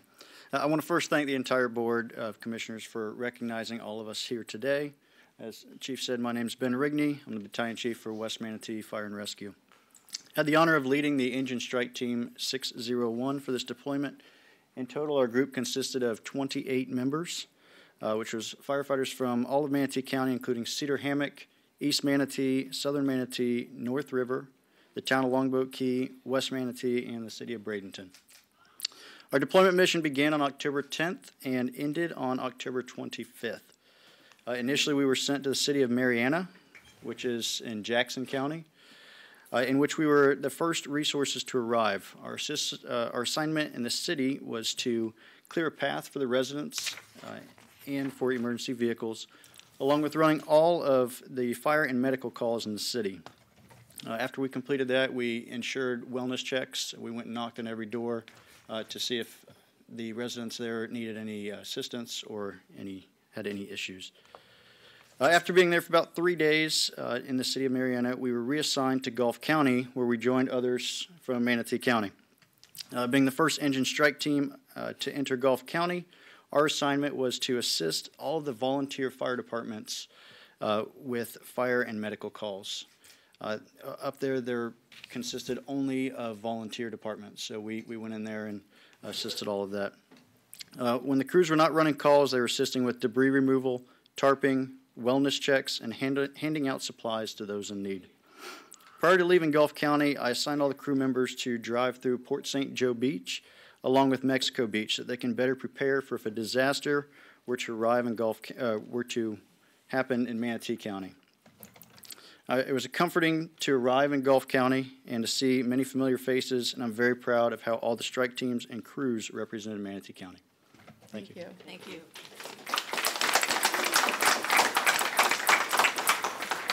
Thank you, Ben. Now I'd like to introduce Lieutenant Rick Reitz of the Sheriff's Office, who led a contingency from Manatee County Sheriff's Office to Bay County. Rick. Good morning. I'd like to thank you all for your support and acknowledgement of the efforts that the team that I had the privilege to lead did. We were a team of 18 personnel set up there to provide not only manpower relief, but humanitarian relief as well. One of our truck drivers made several trips from Gulf County back to Manatee County over 3 days, delivering 2 semi-trucks full of relief items. The personnel that I'm here with performed beyond expectation. It was a privilege to be able to go up there and lead them because it wasn't me, it was all of them. Some of the efforts included just routine patrol. We were assigned to a strike team in the city of Springfield for the latter half of our deployment, during which time we were on just routine patrol, handling calls for service. And at one point in time, 3 of the members of the team, they're not here today, they're being recognized by the sheriff for some of their efforts up there, but they were actually able to save a young child's life. So that's pretty much what it's all about. It's going up there to help others selflessly, and the men and women that I had the privilege to lead did just that. Thank you. Thank you. Good job. Thank you, Rick. And finally, I'd like to introduce Jody Fisk, our regional coordinator from the Florida Department of Emergency Management, who responded to the State Emergency Operations Center and throughout the Panhandle. She was an excellent contact and resource for all of us. Jody? Good morning. As Steve said, my name is Jody Fisk, and I am the regional liaison with the Florida Division of Emergency Management, and I cover the 10 counties here in Region 6. I actually spent 26 days in the Panhandle as a member of the State Emergency Response Team, which is also referred to as CERT, with an S, not with a C. Clearly, Manatee County is an invaluable partner to the Florida CERT team, and they obviously were ready to answer the call when disaster struck. The CERT team's actions during Hurricane Michael have been nationally recognized as a positive example of response. And on behalf of the Florida Division of Emergency Management, I'm standing here today in recognition of the contributions made by Manatee County. And I hesitate to say I welcome the next opportunity to work together, but the division absolutely knows who to call when they need them. So thank you. Good. Thank you. Thank you, Jody. In conclusion, again, I would like to thank each of you, and again, especially Director Smith, for allowing us the opportunity to go up there. Not only, as you saw, we did humanitarian, life-saving, and so forth, but what I can tell you from emergency management, we learned so many lessons and so much information that we couldn't have gone to school years and years to learn, and that will make Manatee County better off. The other thing I'd like to say in concluding is that, as you see, it doesn't matter what discipline, fire, law enforcement, emergency management, what color uniform we wear, what agency we're with, we truly are here representing Manatee County. I think you all should be very proud of that. and I know I am. So inclusion, again, I thank you for everybody for your support. Thank you very much. Thanks, Dave. Good job.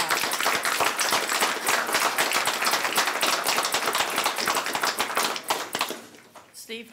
Yeah, just, quickly, Steve and the rest of the group, you've made Manatee County proud of you all, but maybe more importantly, you've made humanity proud of you all, for what you've done, and you're indispensable, and thank you all very much for everything you've done. Thank you, Commissioner. We can't say enough, and we're proud of you, and thank you.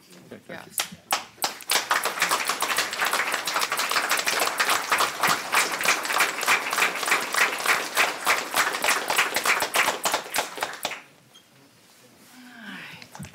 All right, we have a 10:30 time certain.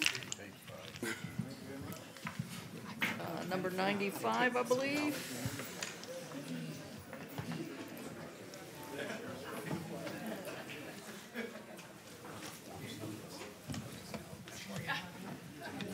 Morning, Saji. Good morning, Commissioners. Saji Kamea, Public Works. Wait till they all leave. Wait a second. Okay. Barely hear you. Otherwise, we may not hear your words of wisdom. I couldn't hear myself. I know, that's hard. Now, where'd you teach him at? Manatee High. Manatee.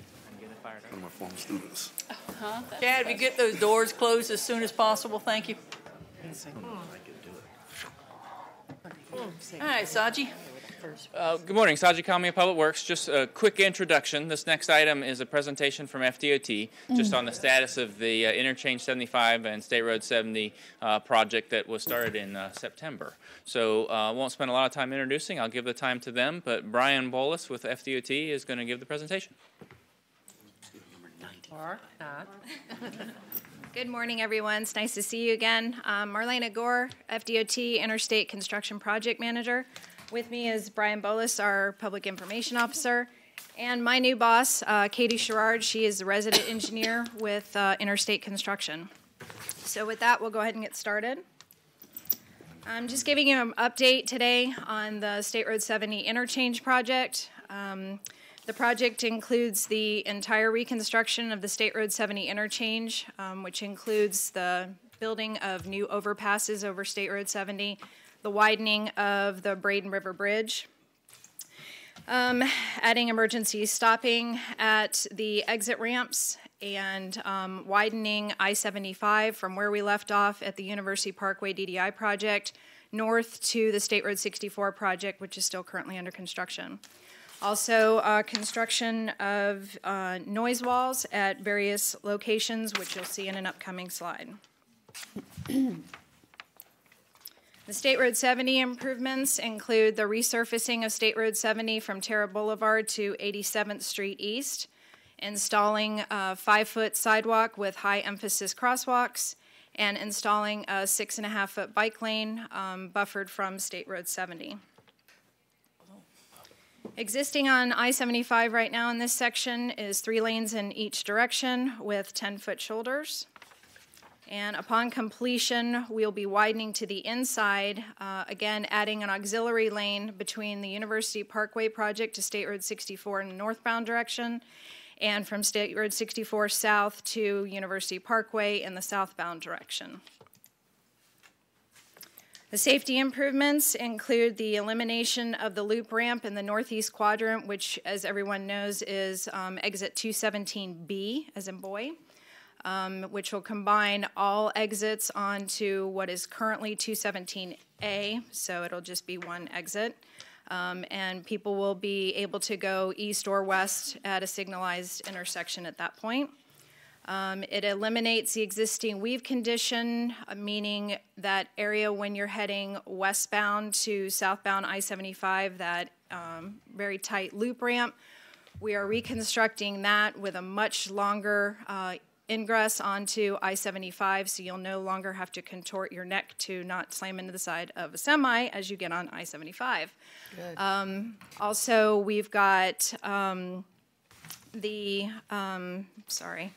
free flow on westbound, other than when eastbound State Road 70 turns left onto the northbound on-ramp. The noise walls. This seems to be a hot topic with a lot of residents in Manatee County. We are actually constructing the noise walls on this project.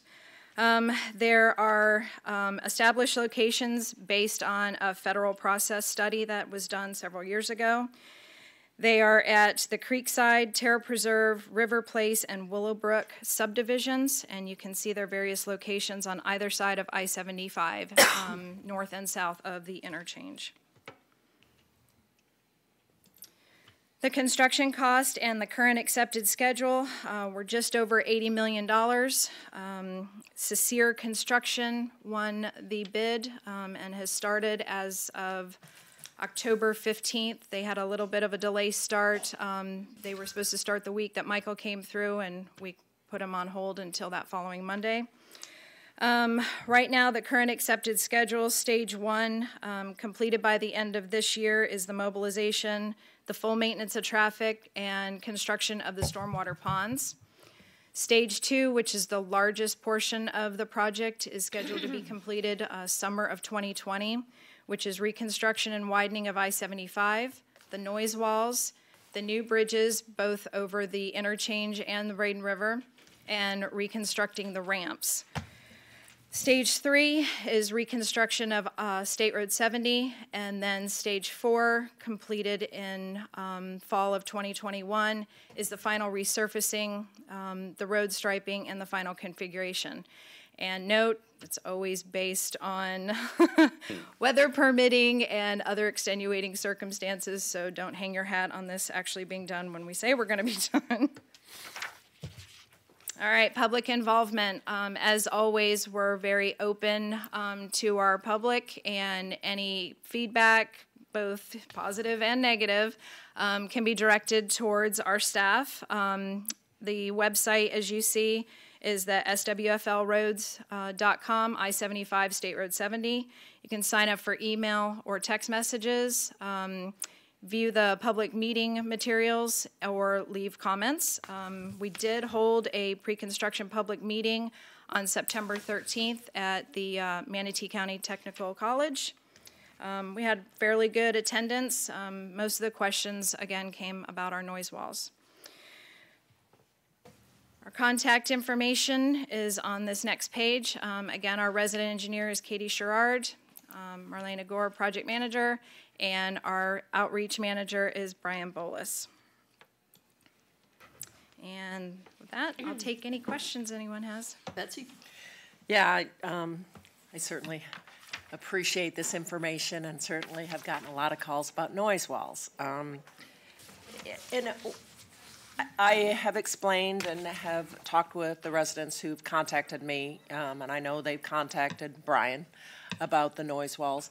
Is there ever an opportunity for individuals to partner and maybe to put in a noise wall at the same time and maybe do it by a taxing district or something to pay for it themselves?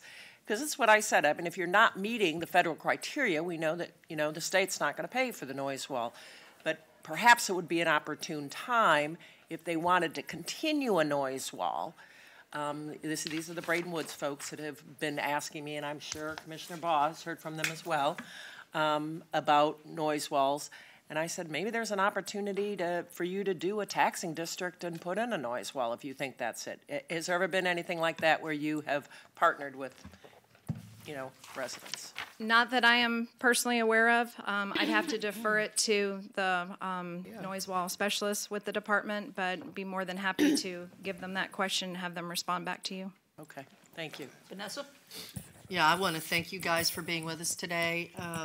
Obviously, most of my conversation is always with Bryant. And we appreciate that. Sure, but One you know, source. in dealing with residents and so forth, he's really done a great job. I just wanted to give a shout out to him for that. I know exactly what Commissioner Benak is referring to, particularly in Braden Woods, one individual in particular. My concern, I know we had looked into this 2 or 3 years ago, talking about a wall, and I found out then what had transpired to cause Braden Woods not to be included in that. My concern, I understand what Commissioner Benak is saying, but my concern is, is that setting a precedence? And I really haven't heard from many people in Greenwoods, except for the one individual. I'm sure maybe perhaps some others might come forward.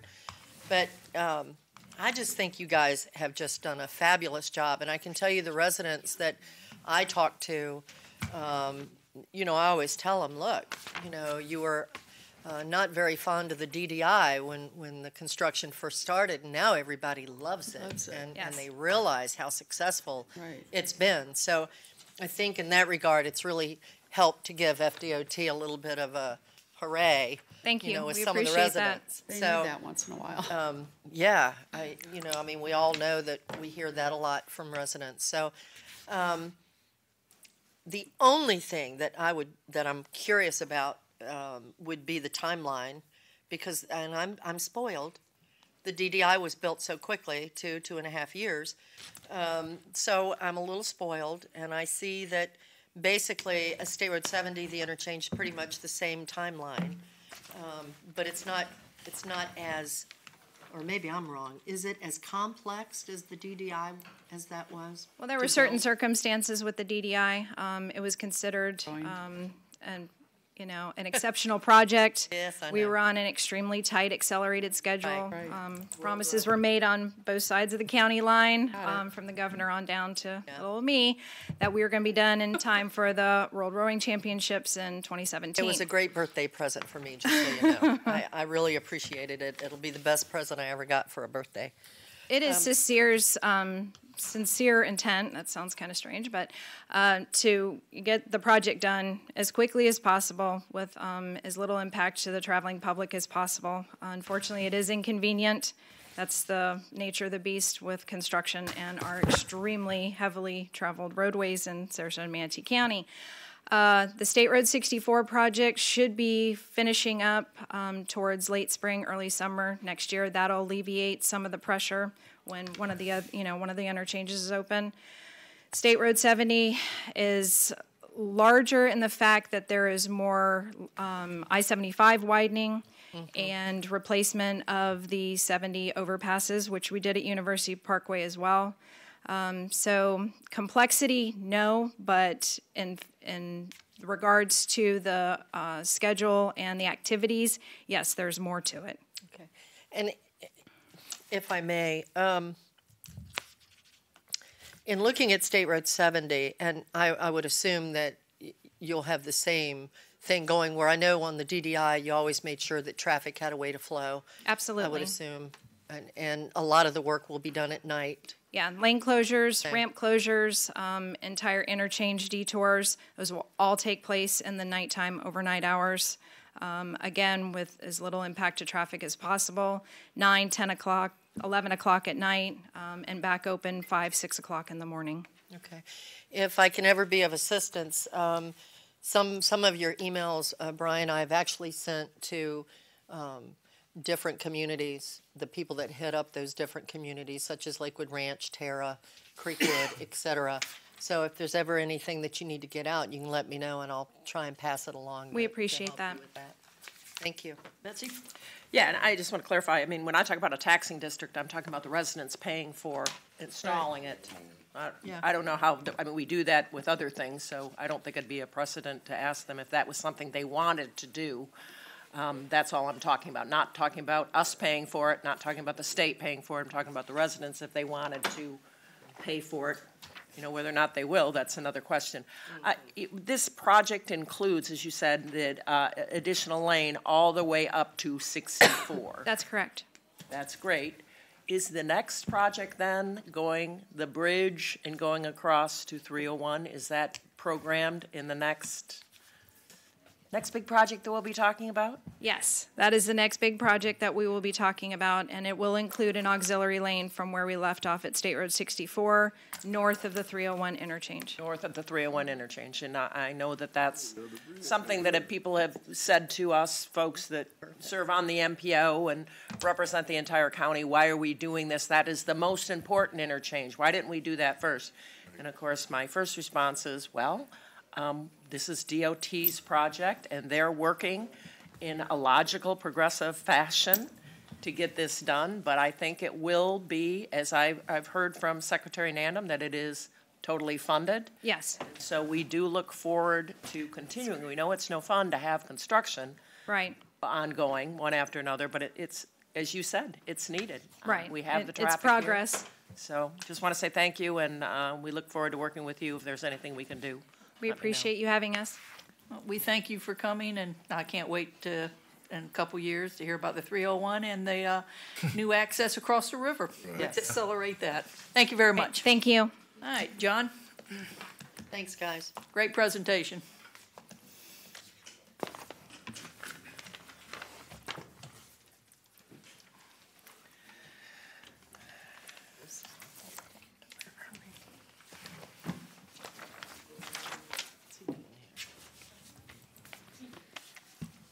Good morning. John Barnott, Building Development Services again. Appreciate the opportunity to share with you some successes that Team BADS has had over the last year. Let me set the stage for some of the accomplishments we had. Prior to 2008, there were approximately 300 employees in the departments that were put together to make up Team BADS. Today, we have about 127 to 130 employees on our team. That team is performing 35% more than what the previous 300 did prior to 2008. Some examples. In fiscal year 17-18, we had almost 2,500 planning cases, over 3,000 tree permits or inquiries about trees. We issued 29,679 permits at a construction value of $1.6 billion. Our inspectors averaged about 2,900 inspections a week. Our Code Enforcement Division conducts about 30 neighborhood meetings every month. They attend them, they don't conduct them. Our zoning counter reviews probably close to 9,000 permits a year for zoning criteria. And while this team has accomplished this much work, it would be, I shouldn't go by without recognizing two people that help us a lot. And that would be Sarah Shank, Assistant County Attorney, and Bill Clegg. And they support us tremendously in our efforts, and I appreciate that. There are other departments in the review process that Manatee County uses in development. What we accomplished in the last year, in 2018, Manatee County Building Development Services was presented the Acela Trendsetter for Digital Service Transformation Award. That's right here in front of you. There were over 100 entries from all around the world for this award. We won it, and it was based on our conversion to Acela. We consider that a very successful project. Our time investment in this project was over 80,000 hours. Every department in Manatee County played a key role in this transformation, including the fire district, sheriff's department, health department, and others. I want to congratulate Glenna and her team, many of which are here today, for their success. When we were at the conference in Atlanta in October, when we got the award, there were about 7 to 10 different jurisdictions that met with Glenn and her team to say, how were you all successful? And they were able to help them. We've had one city from Florida come down and spend the day with Glenn and her team so they can do it better. There's a neighboring county, starts with an H, to the north, that has asked for our assistance. And Glenn is working with that group. It's the first cloud-based system that Manatee County has implemented. I want to talk a little bit about leadership. There's a program called the Certified Public Managers Programs taught by Florida State University. The CPM program is a national recognized leadership development program for public managers and supervisors. It's offered in 38 states and by the federal government.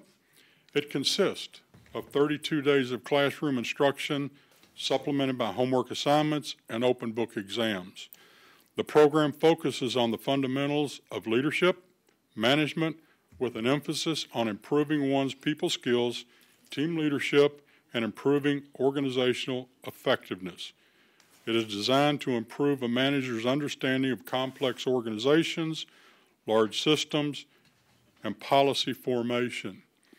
I'm proud to say that Team BADS has 8 graduates of this program. They are Barbara Redmond, Tammy Boggs, Glenna Campana, Jeff Bowman, Rob Wenzel, Lisa Barrett, Phyllis Strong, and Nicole Knapp.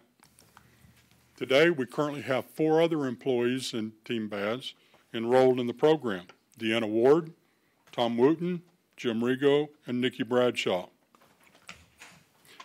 Most participants in this program complete the program in about 36 months.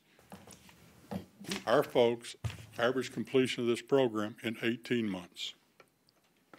The time investment is approximately 500 hours per student. Now, they did this in addition to performing their own job and taking care of their families, too. Other leadership. The Manatee County Chamber of Commerce sponsors a program, Leadership Manatee. Most of you have been through that program. We have 2 graduates from that program, Tammy Boggs and Jeff Bowman. Tammy's kind of our matriarch of all these programs, and she mentors, counsels, helps these people because it's frustrating, particularly the CPM program. It's very, very intense, and I'm proud of that. The Lakewood Ranch Business Alliance also sponsors a leadership training program. Stephanie Charles and Kara Coing were graduates of that program this year. Lakewood Ranch Business Alliance also recognized Stephanie Charles and Dana Winters as Next Gen honorees. We've had about 20 future leaders complete Manatee County's leadership program. Thank you for that program, Ms. Tonsaker. It's very good. Sam Acosta and Pat Wenzel, Sam is the Plans Review Manager, Pat's the Inspections Manager, recently completed and were granted their certified building official certification. So that means they are building officials now. That means we have 3 on staff. At one time, we had up to 5. We lost them. They went to other jurisdictions to take over their own building departments. Very proud of these men. They work very hard to get these certifications. You have to be very good in all 4 disciplines, and you're tested. So, that's a huge benefit to Manatee County. In the next few months, we'll have another individual she will receive her certified building officials certification. C.J. Dupree, our building official, serves on the Building Officials Association of Florida Executive Board. At a meeting this fall, C.J. was informed that Manatee County Building Department was the model for the other 440 jurisdictions to follow in the state. Very proud of that. C.J. also serves on several state boards and serves as one of the select few building officials that interpret the Florida Building Code for other jurisdictions. Last year, BADS was awarded the Planning Project of the Year by the Florida Planning and Zoning Association. We brought that award for you then, and very proud of that. But we also had an individual in BADS that won the Bull by the Horns Award from the Sandy's Member Choice Award, sponsored by the Lakewood Ranch Business Alliance. The award pays tribute to the person who takes control and embraces leadership, provides guidance, advice, and a positive direction for others. This is just a quick update of what we've done, what we've been doing, what we will continue to do. We develop leaders without fear. So thank you. Good job.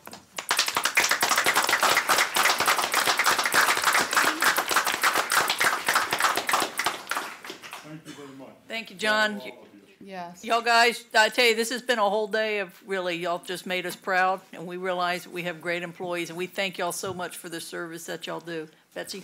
And we know that it's a thankless job. Misty and I have been there. That's right. We know that it can be very much a thankless job, but we do appreciate what you're doing on behalf of our citizens. We know that's who you're working for.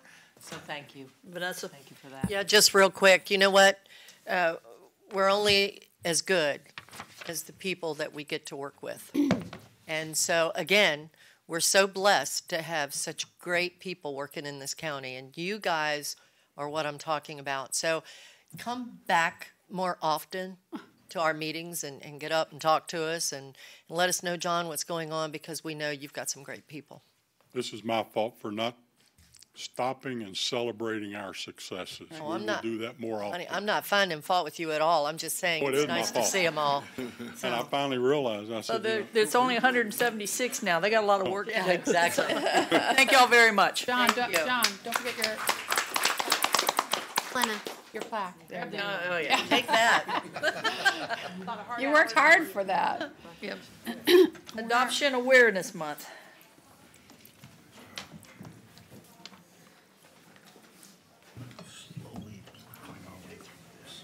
Actually, we're doing a lot for as many people. It's one of those days, you know? Got a lot going on. We all had to go get more quarters to put in. Oh, I know. I hate that feeling. It's one of the best things about being a county employee is you get to park there and you don't have to worry about the parking. I thank them all for waiting. You know, it's been a long morning, but a great morning. So this proclamation is for adoption awareness, which is very, very important in this community. As we know, we have many, many families that unfortunately, due to circumstances that are not under the control of the children, they're out there in the foster program. So this proclamation, Board of County Commissioners, Manatee County, Florida. Whereas we citizens of Manatee County believe that all children should be afforded the opportunity to grow in a safe and nurturing home. And whereas adoptive families create a secure environment for our community's most vulnerable children. And whereas Manatee County is committed to providing quality comprehensive services that preserve and strengthen all adoptive families by taking a lead role in bringing adoption competent services to its residents. And whereas Parenting Matters developed the Chosen Families Adoption Preservation and Support Program, utilizing local and national expertise and strengthened by community partners and leaders in child welfare and family services. And whereas Parenting Matters partners with adoption-related services and FND of Minnesota to offer the Chosen Families program that includes counseling, parenting education, respite care, service coordination, and educational advocacy. And whereas since October 2015, more than 200 parents and children have engaged in Chosen Families services to address common adoption-related issues, such as loss and trauma, and promote healthy, lasting family relationships. And whereas November has been recognized as National Adoption Awareness Month, and whereas throughout November, we celebrate parents who have embraced a child into their hearts and into their homes, and we expressed our deep appreciation for all who help make adoptions possible. Let us continue to strengthening the adoption process and post-adoptive support so all children can learn, grow, and thrive with the support of a strong and permanent family. Now therefore be it proclaimed by the Board of County Commissioners of Manatee County, Florida, that November 2018 shall be known, designated, and set aside as Adoption Awareness Month in Manatee County, Florida, adopted with a quorum present and voting this 27th day of November 2018. I just want to say thank you to these, look, yes, all ladies, who work so hard to make sure that families can come together and survive and flourish together. So thank you. Thank you. Thank you. Hi, good morning. I'm Kelly Benford. I'm a parenting educator, and this is my team. And this is one of the families that we serve, and she's an adoptive mother in Manatee County. Thank you to Manatee County for recognizing the importance of providing a our kids a warm, safe, stable, and secure home, and for investing in the strengthening of adoptive families. For many children adopted from foster care, they've already experienced more trauma and loss in their young lives than most of us have as adults. After adoption, the road can sometimes be rough, both for the parents, who often must deal with post-traumatic behavioral issues, and for the kids who are finally immersed with a new family. Thanks to the funding provided through the Manatee County Dedicated Children's Services Funds, these families have trained adoption-competent professionals to help in parenting education, counseling, educational advocacy, case management, and respite through our Chosen Families program. So thank you for recognizing the importance of adoption and showing these special kids a loving way. Thank you. Thank you. Thank you very much. Hi, my name is China, and I'm a foster parent, and I'm an adoptive parent. And adoption is beautiful. It's biblical. It's wonderful. But with adoption also comes trauma and loss. And many of the kids that come to us in foster care, they've already experienced neglect and just complex trauma. They've witnessed abuse. They've seen their parents laying on the floor, drugged out. And they come with a lot of baggage. And we were seeking help for our family. Once we adopted, we were just in complete disarray. It was very hard. And I approached the school system. I had private therapies. We went to Centerstone. We were trying all kinds of ways to help our son. But we weren't getting anywhere. And so we finally approached the Safe Children's Coalition, and they referred us to Chosen Families. And it has been such a difference. Chosen Families has come beside us. They've helped us with our parenting techniques. They've referred us to various resources. They provide us respite. We've had counseling. The school system, we finally have reached what we've needed for services through them. And we've just been so thankful for Chosen Families to be part of our family. Thank you. Thank you.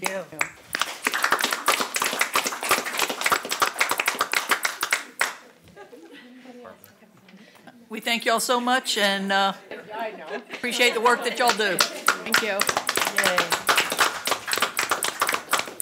All right, I have one person signed up, and I don't think he's here, Mike Meehan, for future agenda items. Mike, are you still here? I don't see Mike. I think he told me he had to leave. Anyone else wish to speak on a future agenda item? Seeing no one come forward, we'll close future agenda items. I have someone here to speak on item number 63, which is on the consent agenda. So if Lori Dorman would please come up, you'll have 3 minutes.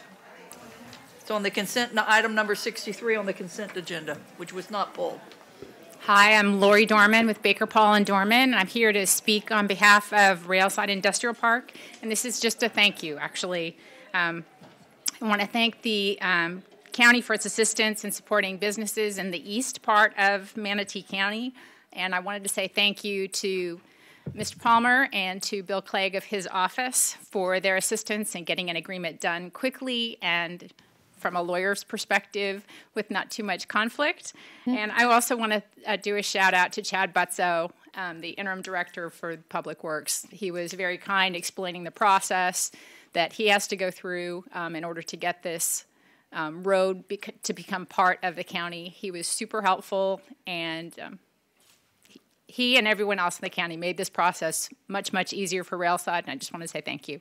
Well, thank you. Thank you. Thanks, All right, anyone else wish to speak on the consent agenda items, minus 29, 30, or 32?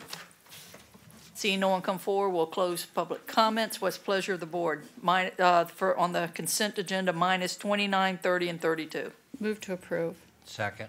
All right, all those, we have a motion by Commissioner Whitmore, second by Commissioner Johnson. All those in favor say aye. Aye. All opposed, nay. Chair votes aye, motion passes. Mr. Palmer, Diane told me I could take the ones that we pulled off at 11:15 instead of 11:30. Is that correct? I've never heard of that. Well, what does the published agenda have to say about that? Let's take a Well, quick she's look. the one that published the agenda. No. I've just got a couple of questions on the two I pulled. Huh? It's on the green sheet. It's on the green sheet. Yeah, it's So not. it's on the changes to the You may agenda. proceed, Madam Chair. Thank you. All right, item number 29. Who pulled that? Mine's going to be a little longer than till 11:30. I hate to say it. Mine's not. All right, why don't we do it, all right, number Yeah. 32. We'll go backwards, see how far we get. Sorry, Joshua, wherever you are. Madam Chair, I just pulled this because I thought this might take a little longer than number 30. I just thought that we should probably not have this on consent because the public, should kind of know what we were doing here. And so I thought that perhaps the director could just give us a quick explanation of it, but I don't see him. Okay. So, It's the, Item number 30. all right, item number 30. Elliot, I know you're here, and I just had a couple of quick questions on that. number 30? Number 30. Hey, hold on. Hold on. I'm trying to get my Good morning. computer to work. Oh. Morning, the Elliot. Caterers. Good morning. Okay. On the Crosley, Elliot, I'm just curious as to, you just want us to approve the ones that you've listed, right? I mean, you're not taking any more applications or anything along those No, lines? it went through the RFP process. Yeah. It was advertised. Right. This really gives us an opportunity to create more of an efficient and effective operation. As you all know, we really need the caterers that work at Crosley to be clued into how we operate, how we serve each other's customer. The great news is they don't have total exclusivity. All right, that was We gonna be have my the next discretion question. to allow another caterer. I'll give you an example. USF School of Hospitality is right next door.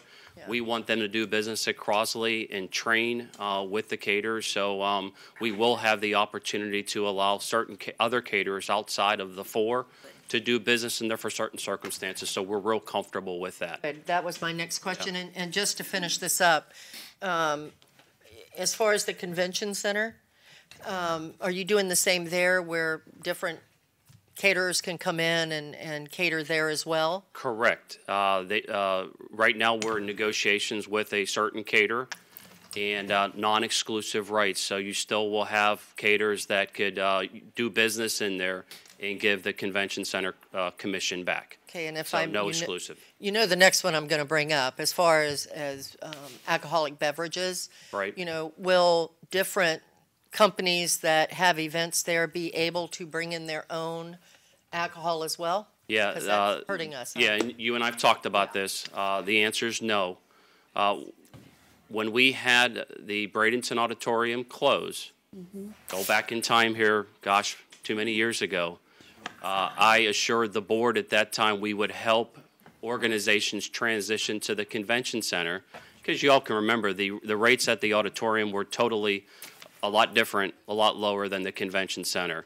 So we did try to work with certain nonprofit organizations, and part of that was to have alcoholic beverages donated legally to the convention center. But that was never a long-term plan. You get the organizations to grow into using our facility. And it really comes down to, we do it for one, you'll have a line of nonprofits saying, do it for all of us. The great news is there's not a dime of general fund dollars that are utilized for the convention center or the Crosley. So we meet our budget on revenues and tourism tax proceeds. So I think that's what differentiates ourselves from the normal government asset, is we're trying to manage that building in an efficient and effective way and in a fair way to all the licensees that do business there. Okay. And if you should see that we're losing some really big shows that we've had in the past, I mean, you'll look at that, correct? We always look for balance. We always look for opportunities. We did get back to the organization that reached out to you, that actually reached out to another commissioner, and we actually offered to sponsor them to help them get through it.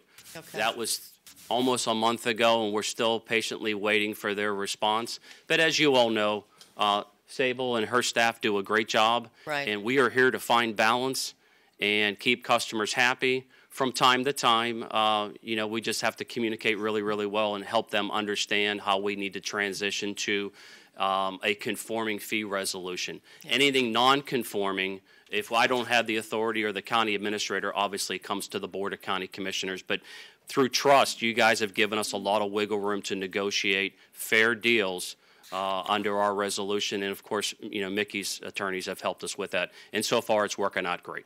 Because I do know there's another organization as well, and that's why I wanted to ask you these questions. Yeah. Because if we do see it's going to be a problem, then, obviously, Yeah. I know that you'll do something about it and take Yeah, care of it. absolutely. We're just trying to come up with consistency with all the clients, specifically the nonprofits. The biggest challenge with nonprofit organizations, not only using the convention center, but the Crosley, is the liquor license. Right. Because you have, Southern Wine and Spirits or John Saputo that is interested in donating the product. There's a lot of variables that come with that. Yeah, and I do understand that. I know what Yeah. you're saying, but I also know that, they generally, the company that's having the show will take care of that. So I was just curious, Yeah, and if yeah. you're on top of it, and you just let us Yeah. know if it is an issue. I'll close on this. We'll continue to find balance. We understand we're serving a customer that lives in this community, but the more we could bridge that gap of revenues and expenses through our fee resolution, we can stay away from the general fund dollars using to help subsidize that. One more thing, Madam Chair, if I may, and I'll be done. Just keep in mind that in Manatee County, there aren't many areas where a large show can be held. And so I hate to see other adjoining counties getting business that we could do in Manatee. So Yeah, just keep that in mind. It's a challenge as these communities grow Well. to have special event facilities to serve not only the residents, but people coming into the community. I concur with you. Okay. All right, good. Anyone from the public wish to speak on item number 30? Seeing no one come forward, close public comment. Mr. Palmer? Madam Chair, once again, for the benefit of the observers and the listening public, since we're talking about the serving of alcohol at our various facilities, we are at all times covered by appropriate liquor liability insurance policies. Vanessa, would you like to make a motion? He has to Thank say you that. for that public Disclaimer. disclaimer. Yeah, really. Thanks, Would Mickey. you like to make a motion, Vanessa? Motion to approve. Second. All right, we have a motion by Commissioner Ball, seconded by Commissioner Benak. All those in favor say aye. Aye. All opposed, nay. Chair votes aye, motion passes. Can you get number 32 done in 8 minutes, Vanessa? Probably. He's shaking his head yes. Okay. So, That's just a name change. Yeah. and thank you for being here. I just felt like when I read this after my briefing yesterday and I really got more involved in it, I just felt this was something that should be open and that the public is aware of. Yes, that's No. good, and I appreciate the opportunity to Better talk about safe than this sorry. this item. My name, for the record, is Paul Alexander. I'm the Director of Information Technology Services. The ITS policy that is the subject of this consent item governs the use of information technology assets throughout the entire county for those who not only access, but those who use, those who operate, and those who maintain technology resources in support of the county's business operations. So in general, this policy is designed sort of in an overarching way to protect and secure not only the physical assets, but the information assets of the county. This resolution, which is R-18-159, supersedes the previous one and the current policy, and has a companion document to it attached to this agenda item, ITS policy dated November of 2018, and it's being brought forward to this board as a consent item as a result of several minor changes, but in large part to incorporate items related to what's called the PCI credit card information, or PCI DSS.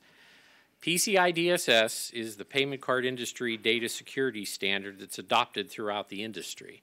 And this board has approved a project that we've been doing for the last 18 months, and we're very near completion of submitting our first compliance audit and a success story. The board's approval of this consent item is just one of many components of that initiative that is required to meet that compliance and to meet the industry standards. That's the purpose of the item. You fine? Yeah, I'm good. I'll go ahead. Well, do you have to open that I have to public open up for comment? public comment. Anyone from the public wish to speak on item number 32? See no one come forward, close public comments. Vanessa? Commissioner Motion to Ball? approve. Second. All right, I have a motion by Commissioner Ball, seconded by Commissioner Benak. All those in favor say aye. Aye. All opposed, nay. Chair votes aye, motion passes. Thank you, Paul. Okay, Thank you, Paul. I just wanted it on the record. Okay, I think we have time to do the Value Adjustment Board, which is item number 83. Just need a volunteer as an alternate. Oh, gosh, I'll volunteer. All right. Mr. Palmer, do I have to open this up for public? I've done it before. Yes, ma'am. All right, anybody from the public wish to speak on item number 83, which is Betsy volunteering? As the alternate? As the alternate, seeing no one come forward, we will close public comment. All right, I think we can move on down to, I think we can get the construction trade boards done also. I move to appoint the two that will apply. Second. All right, anyone from the public wish to speak on item number 84? See no one come forward, we'll close public comment. All those in favor say aye. Aye. All opposed, nay. Nay. Chair votes aye. Did you say nay? Nope. Oh, chair votes aye, motion passes. And we have one more, environmental. I move to appoint one new member, Charlie Kennedy, to the LMAC. Second. All right, anyone from the public wish to speak on item number 85? Seeing no one come forward, we'll close public comment. We have a motion on the board. All those in favor say aye. Aye. All opposed, nay. Chair votes aye, motion passes. Madam Chair, if I may, on LMAC, I would like to perhaps, Ed and I talked about this yesterday in my briefing. I think it would be nice if in our next workshop, we just kind of touched base on LMAC to see if it's, what the responsibilities are and what it does and, or can't do, and And if they're on actually it. It's doing just- anything. They well, I don't, wasn't going to say that, Madam Chair, but since you did, yes, they ma'am. identify properties. Yes. That's their Well, big thing. I think we should probably It's on it for a have a while. discussion on that. All right, in 4 minutes, I think we can give the people time to break? come in. So in 4 minutes at 11:30, we will have the next item at the 11:30 time certain. So we'll have a break until 11:30.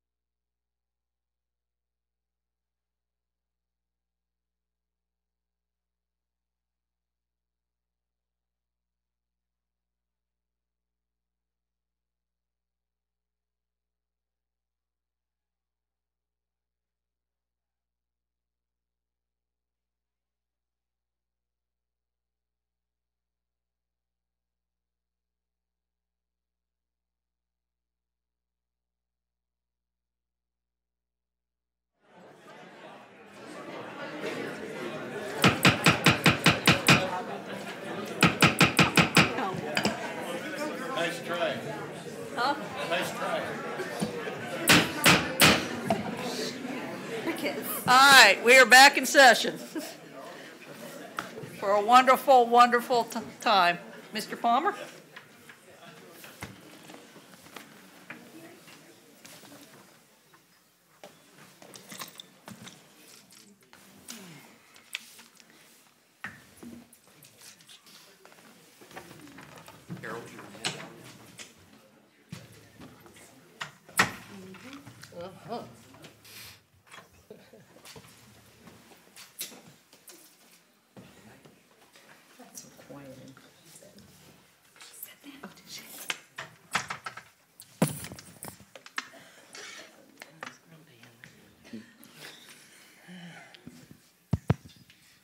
Good morning, everybody. What a wonderful day it is.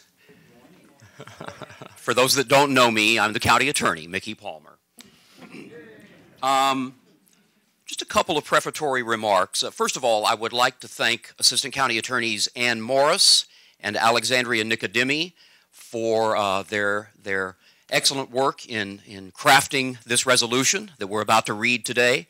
They did a lot of biographical research and talked to a lot of different people regarding Mrs. Glass's wonderful life. And so I want to thank Alex and Ann, as well as our legal assistant, Katie Pearson. I don't know if Katie's with us here either this morning. They went through numerous drafts to get to the final product here today. When I was initially informed that Mrs. Glass expressed a preference for me to read the resolution today, I must say I shed a tear, and I began to do a lot of reflecting. You know, in the late 1980s and the entire decade of the 1990s, I was a young, impressionable assistant county attorney learning the right way to do things while Commissioner Glass was demonstrating the right way to do things. It is therefore my distinct privilege to read this resolution today for you, Pat. It's so great to see you. Resolution R 18-171, a resolution of the Board of County Commissioners of Manatee County, Florida, designating the Board of County Commissioners Chambers as the Honorable Patricia M. Glass Chambers, authorizing the placement of appropriate signage outside and within the room, and providing for an effective date. Whereas Patricia Pat May Glass was born on May 2nd, 1927 in Cleveland, Ohio, to Alexander and Beatrice Corbett. And whereas Pat graduated from Glenville High School in June of 1945. And whereas after 2 years at Kent State University, Pat transferred to Cleveland Business College, where she met her husband, Henry F. Glass. And whereas in January of 1954, Pat and Henry moved to Sarasota County. In 1960, they moved to Manatee County, where they raised their 5 children, Michael, Mary, Martin, Thomas, and Diane.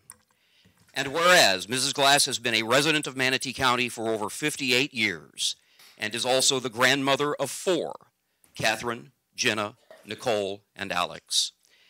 And whereas in 1969, Pat enrolled in college at the University of South Florida. In 1973, she became the first graduate of the University of South Florida's Independent Studies Bachelor's Degree Program. In 1974, she continued her education at the University of South Florida, earning a Master of Arts degree in Behavioral and Social Sciences. And whereas, after graduating from college, Mrs. Glass worked in gerontology and became active in the community through her service as the chief of the Tampa Bay Regional Planning Council's Division of Aging, where she worked with senior programs such as Meals on Wheels and started the Adult Daycare Center at St. Joseph's Catholic Church in Bradenton, known as Project Hearth. And whereas in 1978, Pat became the first female county commissioner to be elected to Manatee County's Board of County Commissioners. And whereas in 1980, Mrs. Glass was chosen by her colleagues to serve as chair of the Board of County Commissioners. In total, she was chosen to serve as chair 7 times throughout her tenure as a county commissioner.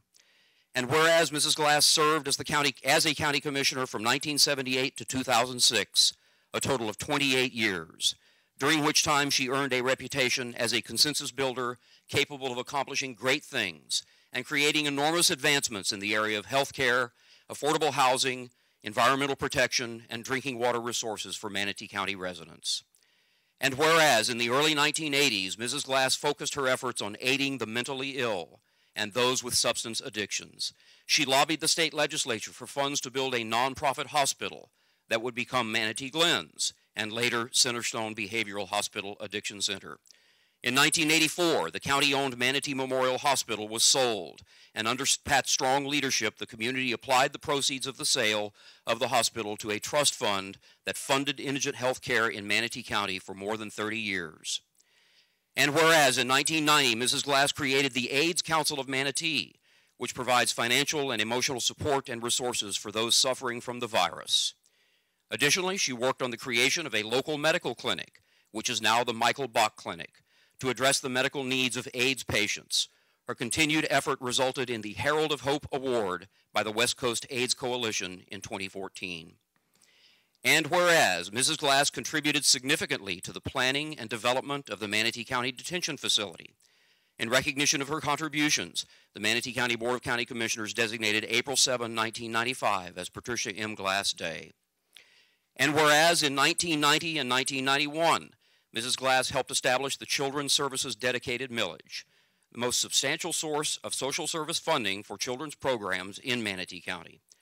For example, in fiscal year 2017, this millage provided nearly $12 million in assistance to local nonprofits for children.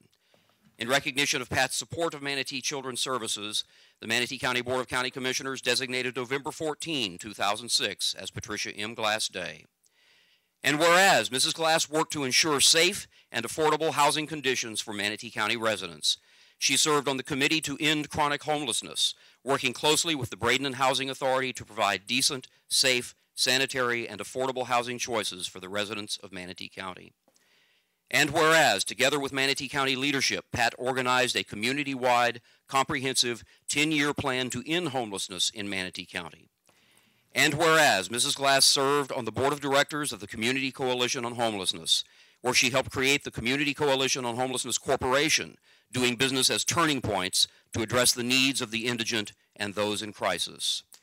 And whereas Mrs. Glass served on the Board of Governors for the Southwest Florida Water Management District and as chair of the Environmental Action Commission, during which time she demonstrated environmental leadership, foresight, wisdom, and administrative abilities that were instrumental in ensuring responsible stewardship of water resources and related natural systems. And whereas Mrs. Glass placed significant emphasis on the importance of preserving the natural resources in Manatee County, she helped preserve the quality of the county's drinking water supplies at Lake Manatee by working to acquire watershed properties from phosphate companies between 1986 and 1988. Mrs. Glass served on the Peace River, Minnesota Regional Water Supply Authority for 14 years and as chair 5 times during this tenure. She is also a founding member of the Sarasota Bay, Tampa Bay, and Charlotte Harbor National Estuary programs.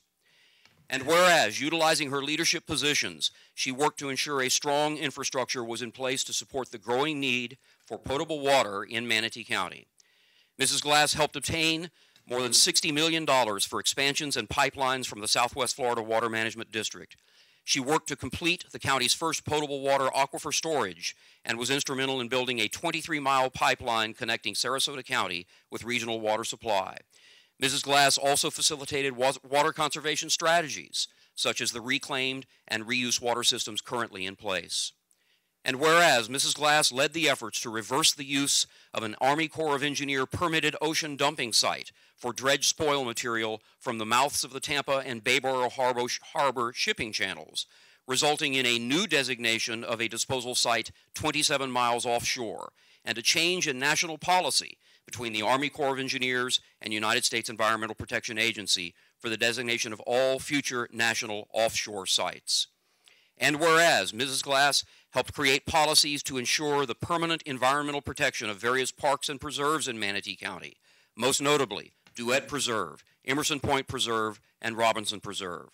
And whereas Mrs. Glass served as the chair of the Tourist Development Council 5 times and made a significant impact on tourism and historic preservation of Manatee County when she led the community effort to purchase and preserve the Powell Crosley Estate. And whereas, during her tenure as a Manatee County Commissioner, Mrs. Glass was instrumental in the authorization and funding of major public assets, such as the Manatee County Administrative Center, the Manatee County Public Safety Center, and the Manatee County Detention Center. And whereas Mrs. Glass has been honored by the Military Order of the World Wars, the University of South Florida, the Senior League of Manatee, the American Association of University Women, Hope Family Services, National Association of Social Workers, National Conference of Christians and Jews, the American Lung Association of Southwest Florida, United Negro College, Manatee Community Foundation, and many other distinguished organizations for her service and accomplishments. And whereas in 2009, Mrs. Glass received the Edgar H. Price Lifetime Achievement Award from the Manatee County Rural Health Services Foundation. This award honors individuals who have made a significant impact in the health and overall welfare of the Manatee County community. And whereas throughout her life, and especially during her career as a Manatee County Commissioner, Pat was known as a generous and devoted public servant whose integrity and ambition has not only been instrumental in the growth and development of Manatee County, but served as an inspiration for its citizens. And whereas, in further recognition of Patricia M. Glass's lifetime of contributions to Manatee County, the Manatee County Board of County Commissioners wishes to bestow a special honor on her by naming the Board of County Commissioners chambers after her. And whereas Manatee County Resolution R93-156 allows for the naming of a county facility or location for an individual that has demonstrated integrity, contribution to the community, and patriotism.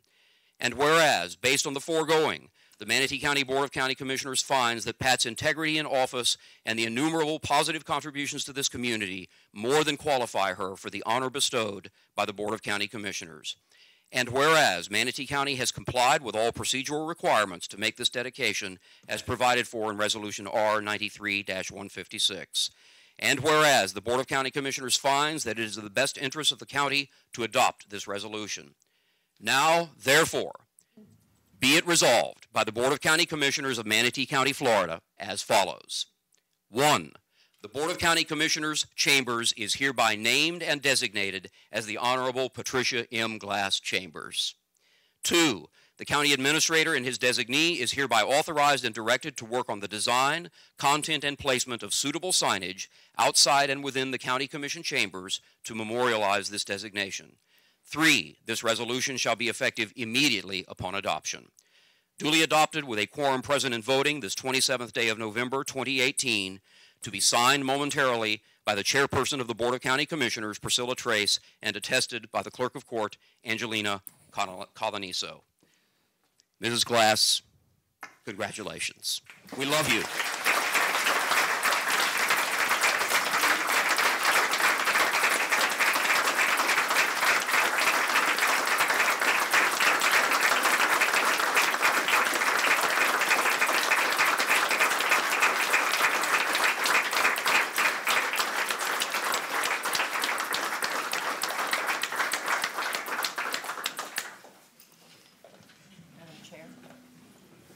Would you like to say a few words?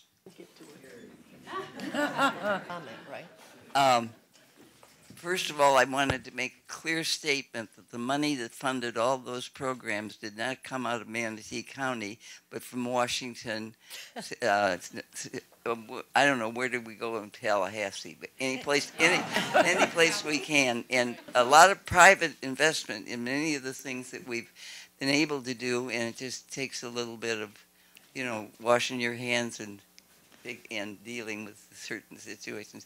This has been overwhelming for me. I can't believe it. I got all my kids in one spot, and their significant others. Okay, there we go. We did it. We did it truly. No, that is important. That we attract people, and we attract them by that, and then put your hand in their pocket. And we are very honest about something like that, because we say, well, put your name on my next door. Carol, thank you. Oh, thank you, Pat. Thank you for asking me to say something real quick. I met Pat in the 80s when I worked at Manatee Hospital. Her friend Linda Sincade introduced us, and I was still working as a nurse. And the next thing I know, Pat started the AIDS Council of Manatee. Well, in the late 80s, you didn't do stuff like that. That was voodoo. Pat started the AIDS Council of Manatee. We brought the quilt down to the State College of Florida, and that was unheard of. And we did a very good thing, and she served as the president for years on it. And again, that's territory that a lot of people just didn't have enough nerve to do in those days. Also the Crosley. What was mentioned here, I remember the county commissioners reading in the paper, they wanted to close it and sell it. Pat fought hard, and look what we have today. The migrant housing, a few years before she left office, she worked very hard on that and set standards. And also my beloved Trolley. She was one of the few commissioners up here that stood with me every time I came before and asked to get that program going. I did want to thank Rex Jensen's here. He brought this to our attention. That's something that we probably should have even looked sooner, and we didn't. So I want to thank Rex for doing that. And also, Pat's love, Charles Clapsaddle, is here. There he is right there filming. Want to thank him for doing this, and Mickey, of course. Also, Charlie Bishop and Tom Roberts for doing what you're going to see out in the hallway, and our attorneys and Marianne for setting everything up. I know the commissioners are going to have something to say, Pat, but you've been part of my family. I'm not going to cry right now. Marty and I went to high school together. Mickey and all of us graduated in the same class. Yeah, I may need it. But anyway, I just want to thank you for allowing us to be part of your family's lives, your mom, sharing your mom with everybody here. And thank God that I got to meet you years ago. So with that, I guess the commissioners may want to make a comment and then public comment. Oh, Madam Chair, I would like the honor to make the motion to move the recommended motion, if that's okay, when it's time. All right, let's go ahead and open up for public comment, then we'll have commissioner comment, and then we'll have Carol make the motion. Anyone from the public wish to come and speak, please come on down. And remember, there's a lot of folks here, and Charlie. actually, don't worry, Charlie and I have had a chat already about this. Yeah, but Madam Chair, you gave him the microphone. I know. And I also told him I can take it away from him.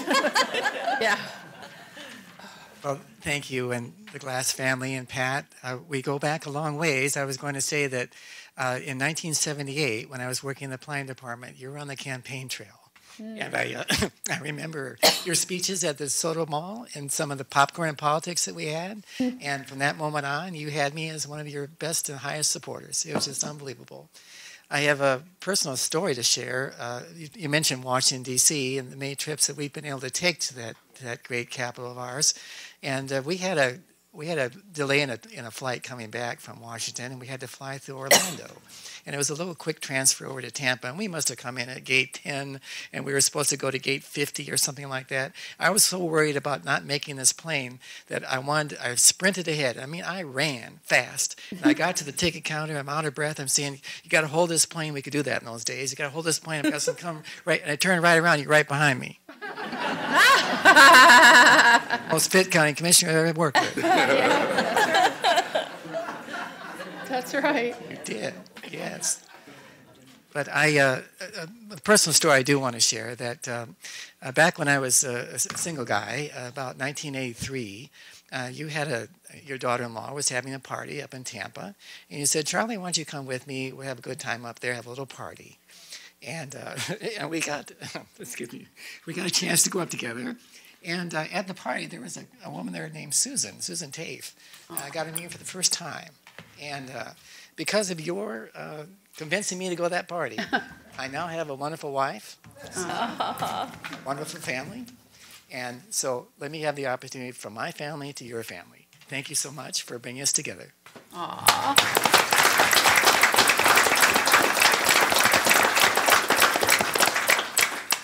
Thank you, Charlie. Anybody else? All right, we'll close public comment. No, there's more. I'm sorry, I didn't say. Becky. There's so many. Gotta be fast. They gotta be fast. If you want to come down. Pat, I just wanted to share a story while we're talking about relationships. My husband had an encounter with Pat Glass at his brother's wedding, and he recognized her. He works in Sarasota, and he said, I know you. My wife watches you all the time on TV. And Pat said to my husband, you need to tell your wife She needs to get a life. That's true. That's true. I want everyone to know that Pat was awarded with an honorary girl award by Just for Girls. She is a tremendous role model for our girls. She put the motion on the floor 25 years ago to approve funding for our alternative education program. And you've heard parents come up here and thank all of you for saving their daughters' lives. And when they have birthdays, they recognize the value of that you started, Pat. Thank you so much.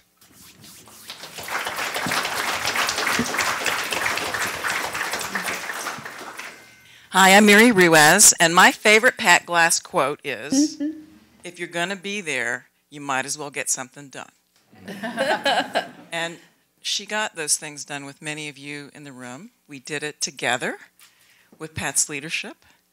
And when I first worked for the county in 1979, the first female county commissioner was elected, Pat Glass.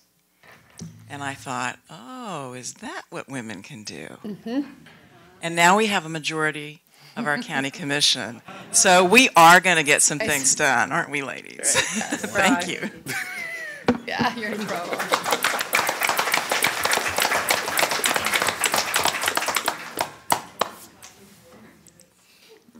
Good morning. My name is Mary Doherty, and I'm going to share a story that you probably don't even remember.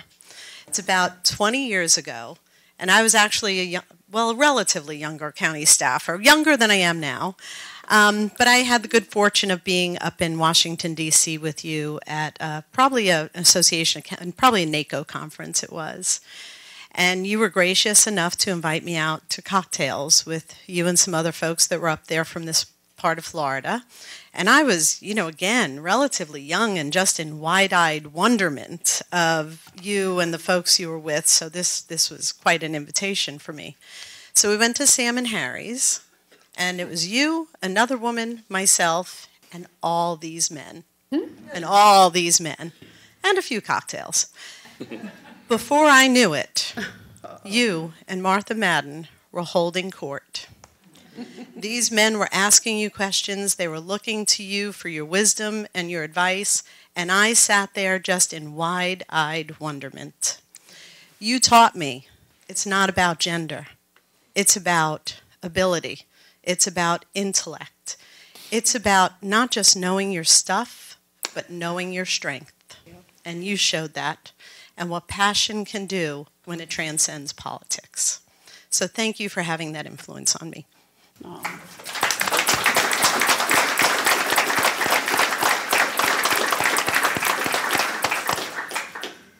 I can barely talk right now. I'm just all broken up.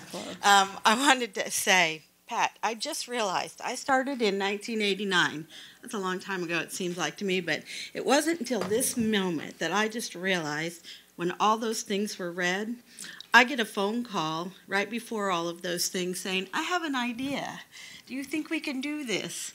The AIDS Council, the homeless 10-year plan, the Jumpstart Foundation, which was another idea, and every single one of those things were right at the heart of what was going on in the community. So I wanted to thank you. Thank you for everything. And my secret's out because I think lots of people thought I knew a lot, but I learned it all from her. This woman.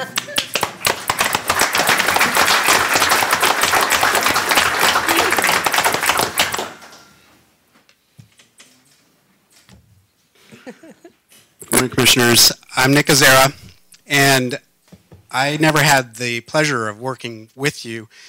When I came to the county, it was 2008, and you had already retired by then, but our careers did overlap when I was a reporter at the Bradenton Herald for several years before that, and that was a time when I forged a unique relationship with you and with a handful of the other commissioners who we trusted each other, and we could call each other and talk about what was going on behind the scenes, and you would always let me know what was really going on, and it's, I think, rare.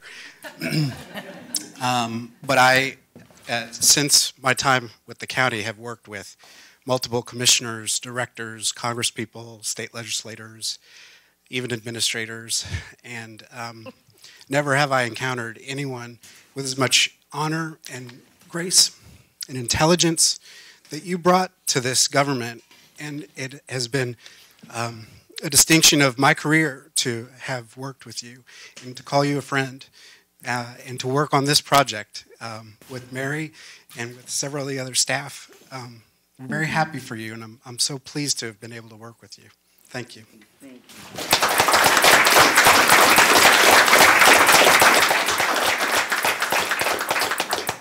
Anyone else? Not, we'll close public comment. Misty? Well, if today isn't special enough for me as my first board meeting, it couldn't be more special than to honor you, Pat Glass. You know, I came to work for Manatee County in 1988, and you were the only female commissioner. I remember that. And I remember the spark that you brought to the board. And you were so inspiring in 1988 to me and to many. And you retired the year I left Manatee County, which was 2006. I have had the pleasure of so many experiences with you. Good times, sad times. I've sat next to you in numerous funerals, too many funerals. Mm-hmm. You were at my wedding. We enjoy our Lennox photo album that you gave to us that day. Yeah. So you are always on my mind. The world needs more people like you, Pat Glass. Thank you for being an inspiration, and congratulations. Thank you. Yeah, I have to say something too. I came to work for the county in 1983, and Pat Glass was here, and I was a pretty young planner back then as well. We're involved in a lot of things that were going on at the county. We pretty much had just adopted our new land development code. We had a lot of problems going on in the county back in those days. And the heat was on big time in the planning department. And I was kind of a big mouth back then, and I remember saying something that I shouldn't have to the press. I've heard this story I'm not going to repeat it. But it was something, as an employee, you never should say about the county commission, but I did. And Pat, do you still do that?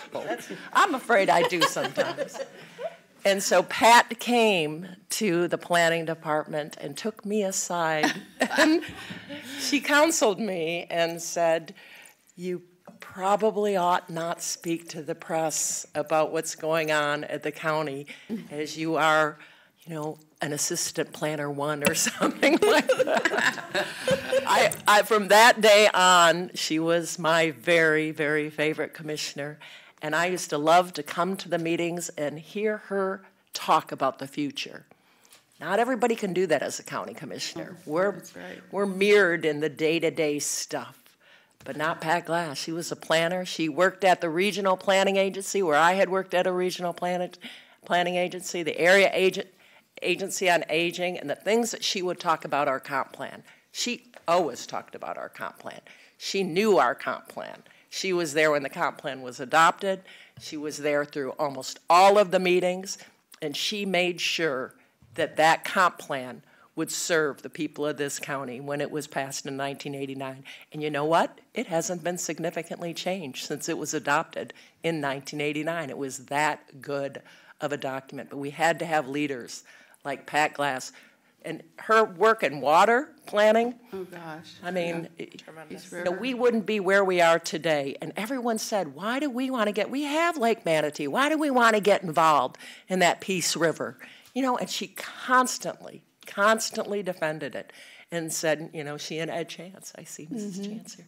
I mean, they knew what would be coming in the future and that we had to plan for it.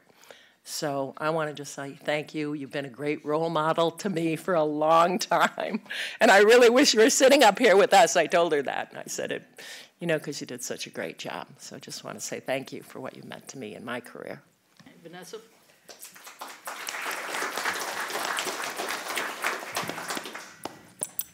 You know, Commissioner, not all of us did get to work with you in any way. But I can tell you, for this commissioner, being on this board the last 6 years, you've played a big part.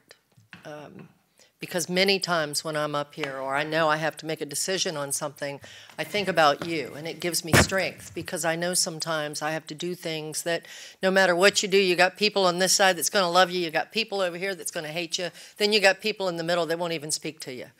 But you have to make those decisions, and you have to do what you feel is right, and you always did.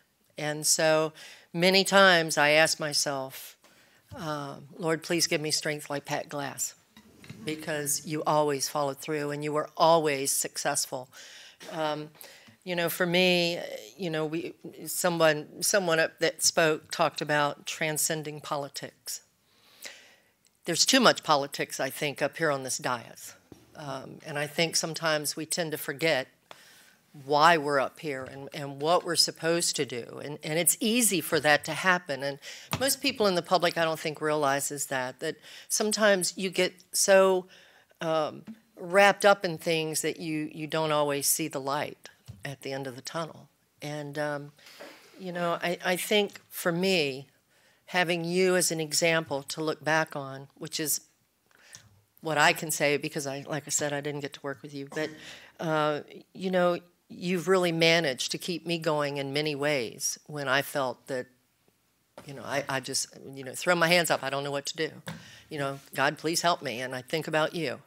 So, politics is wonderful, but remembering that we're all human beings and we try to do the best we can do, and we can use you as an example, is truly worth more than you can possibly know for some of us up here. So I just want to say thank you. And by the way, one last thing, the first time I really met you actually was at the Lakewood Ranch Country Club for dinner one night. I won't mention the gentleman that was with us. But that was the first time that I really got to sit down and talk with you. And I knew then how special you were and how special you were to this county. So, I'm honored to be able to have a part and vote to name these chambers after you. It's well deserved. Thank you. Steve? I can't really see her down there, Pat, but it's, it's great.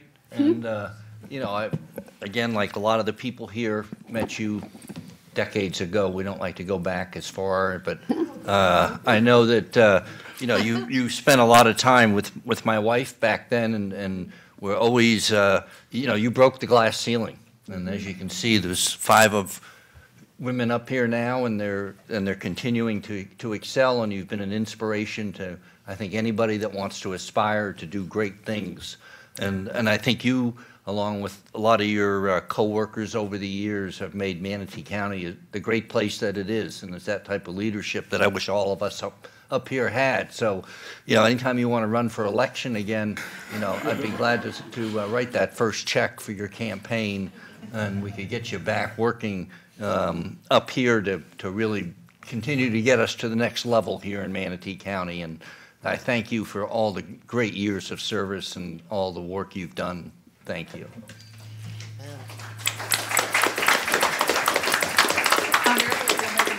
Yeah, just real quick, Pat, Ruby Chance is here. I just saw her, and I know we were looking for her, and I know you guys will want to touch base. And I remember the story that Pat told me years ago. It wasn't easy, and she had to deal with a lot of men at the dais, and somebody told me Yvonne is here, Yvonne Tryon, her assistant right for there. many years, and Tom's here. And I remember the story from Pat that she got so mad she walked in, I forgot which commissioner she was arguing with, went in and slammed the door and all of her plaques fell off her wall. So she must have been really ticked off. And I'm honored to be serving in your position that you were in, my love.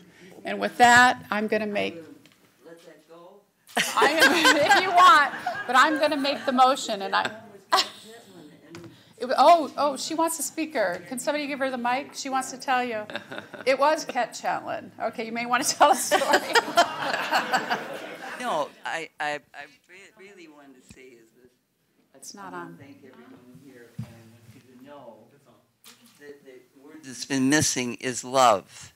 I mean, everybody says, I do this. It takes a big chunk of love, and you people are the ones that do it. I sit up here and thrown, and boy, that was fun. You know, this was a great idea.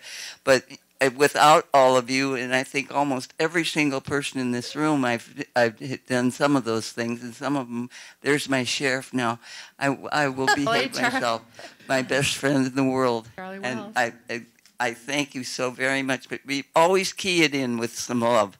Love of your county administrator, love of your head of the Tip Rice. I couldn't get that word out now either. But to remember those important things, and it makes it easy. It's not a skate. You know, you have to go home and cook the meals anyhow. Yeah. And with that, we have Charlie Wells here. We have Mickey Perche. This goes way back historically on healthcare in this community, our law enforcement. And with that, I have the honor to, I'm going to make a motion to for the adoption of Resolution R-18-171, designating the Board of County Commissioners Chambers as the Honorable Patricia M. Glass Chambers. Second. You decide who did it.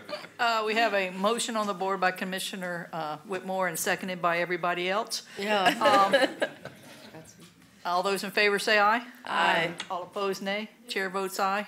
It is now the Patricia M. Let's go Glass party and see that. Chambers.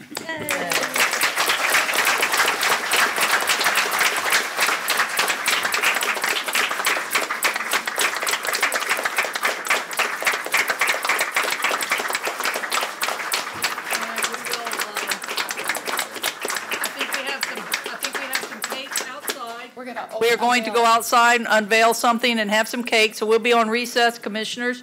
We have to be back at 1:15. So we're recessed until 1:30.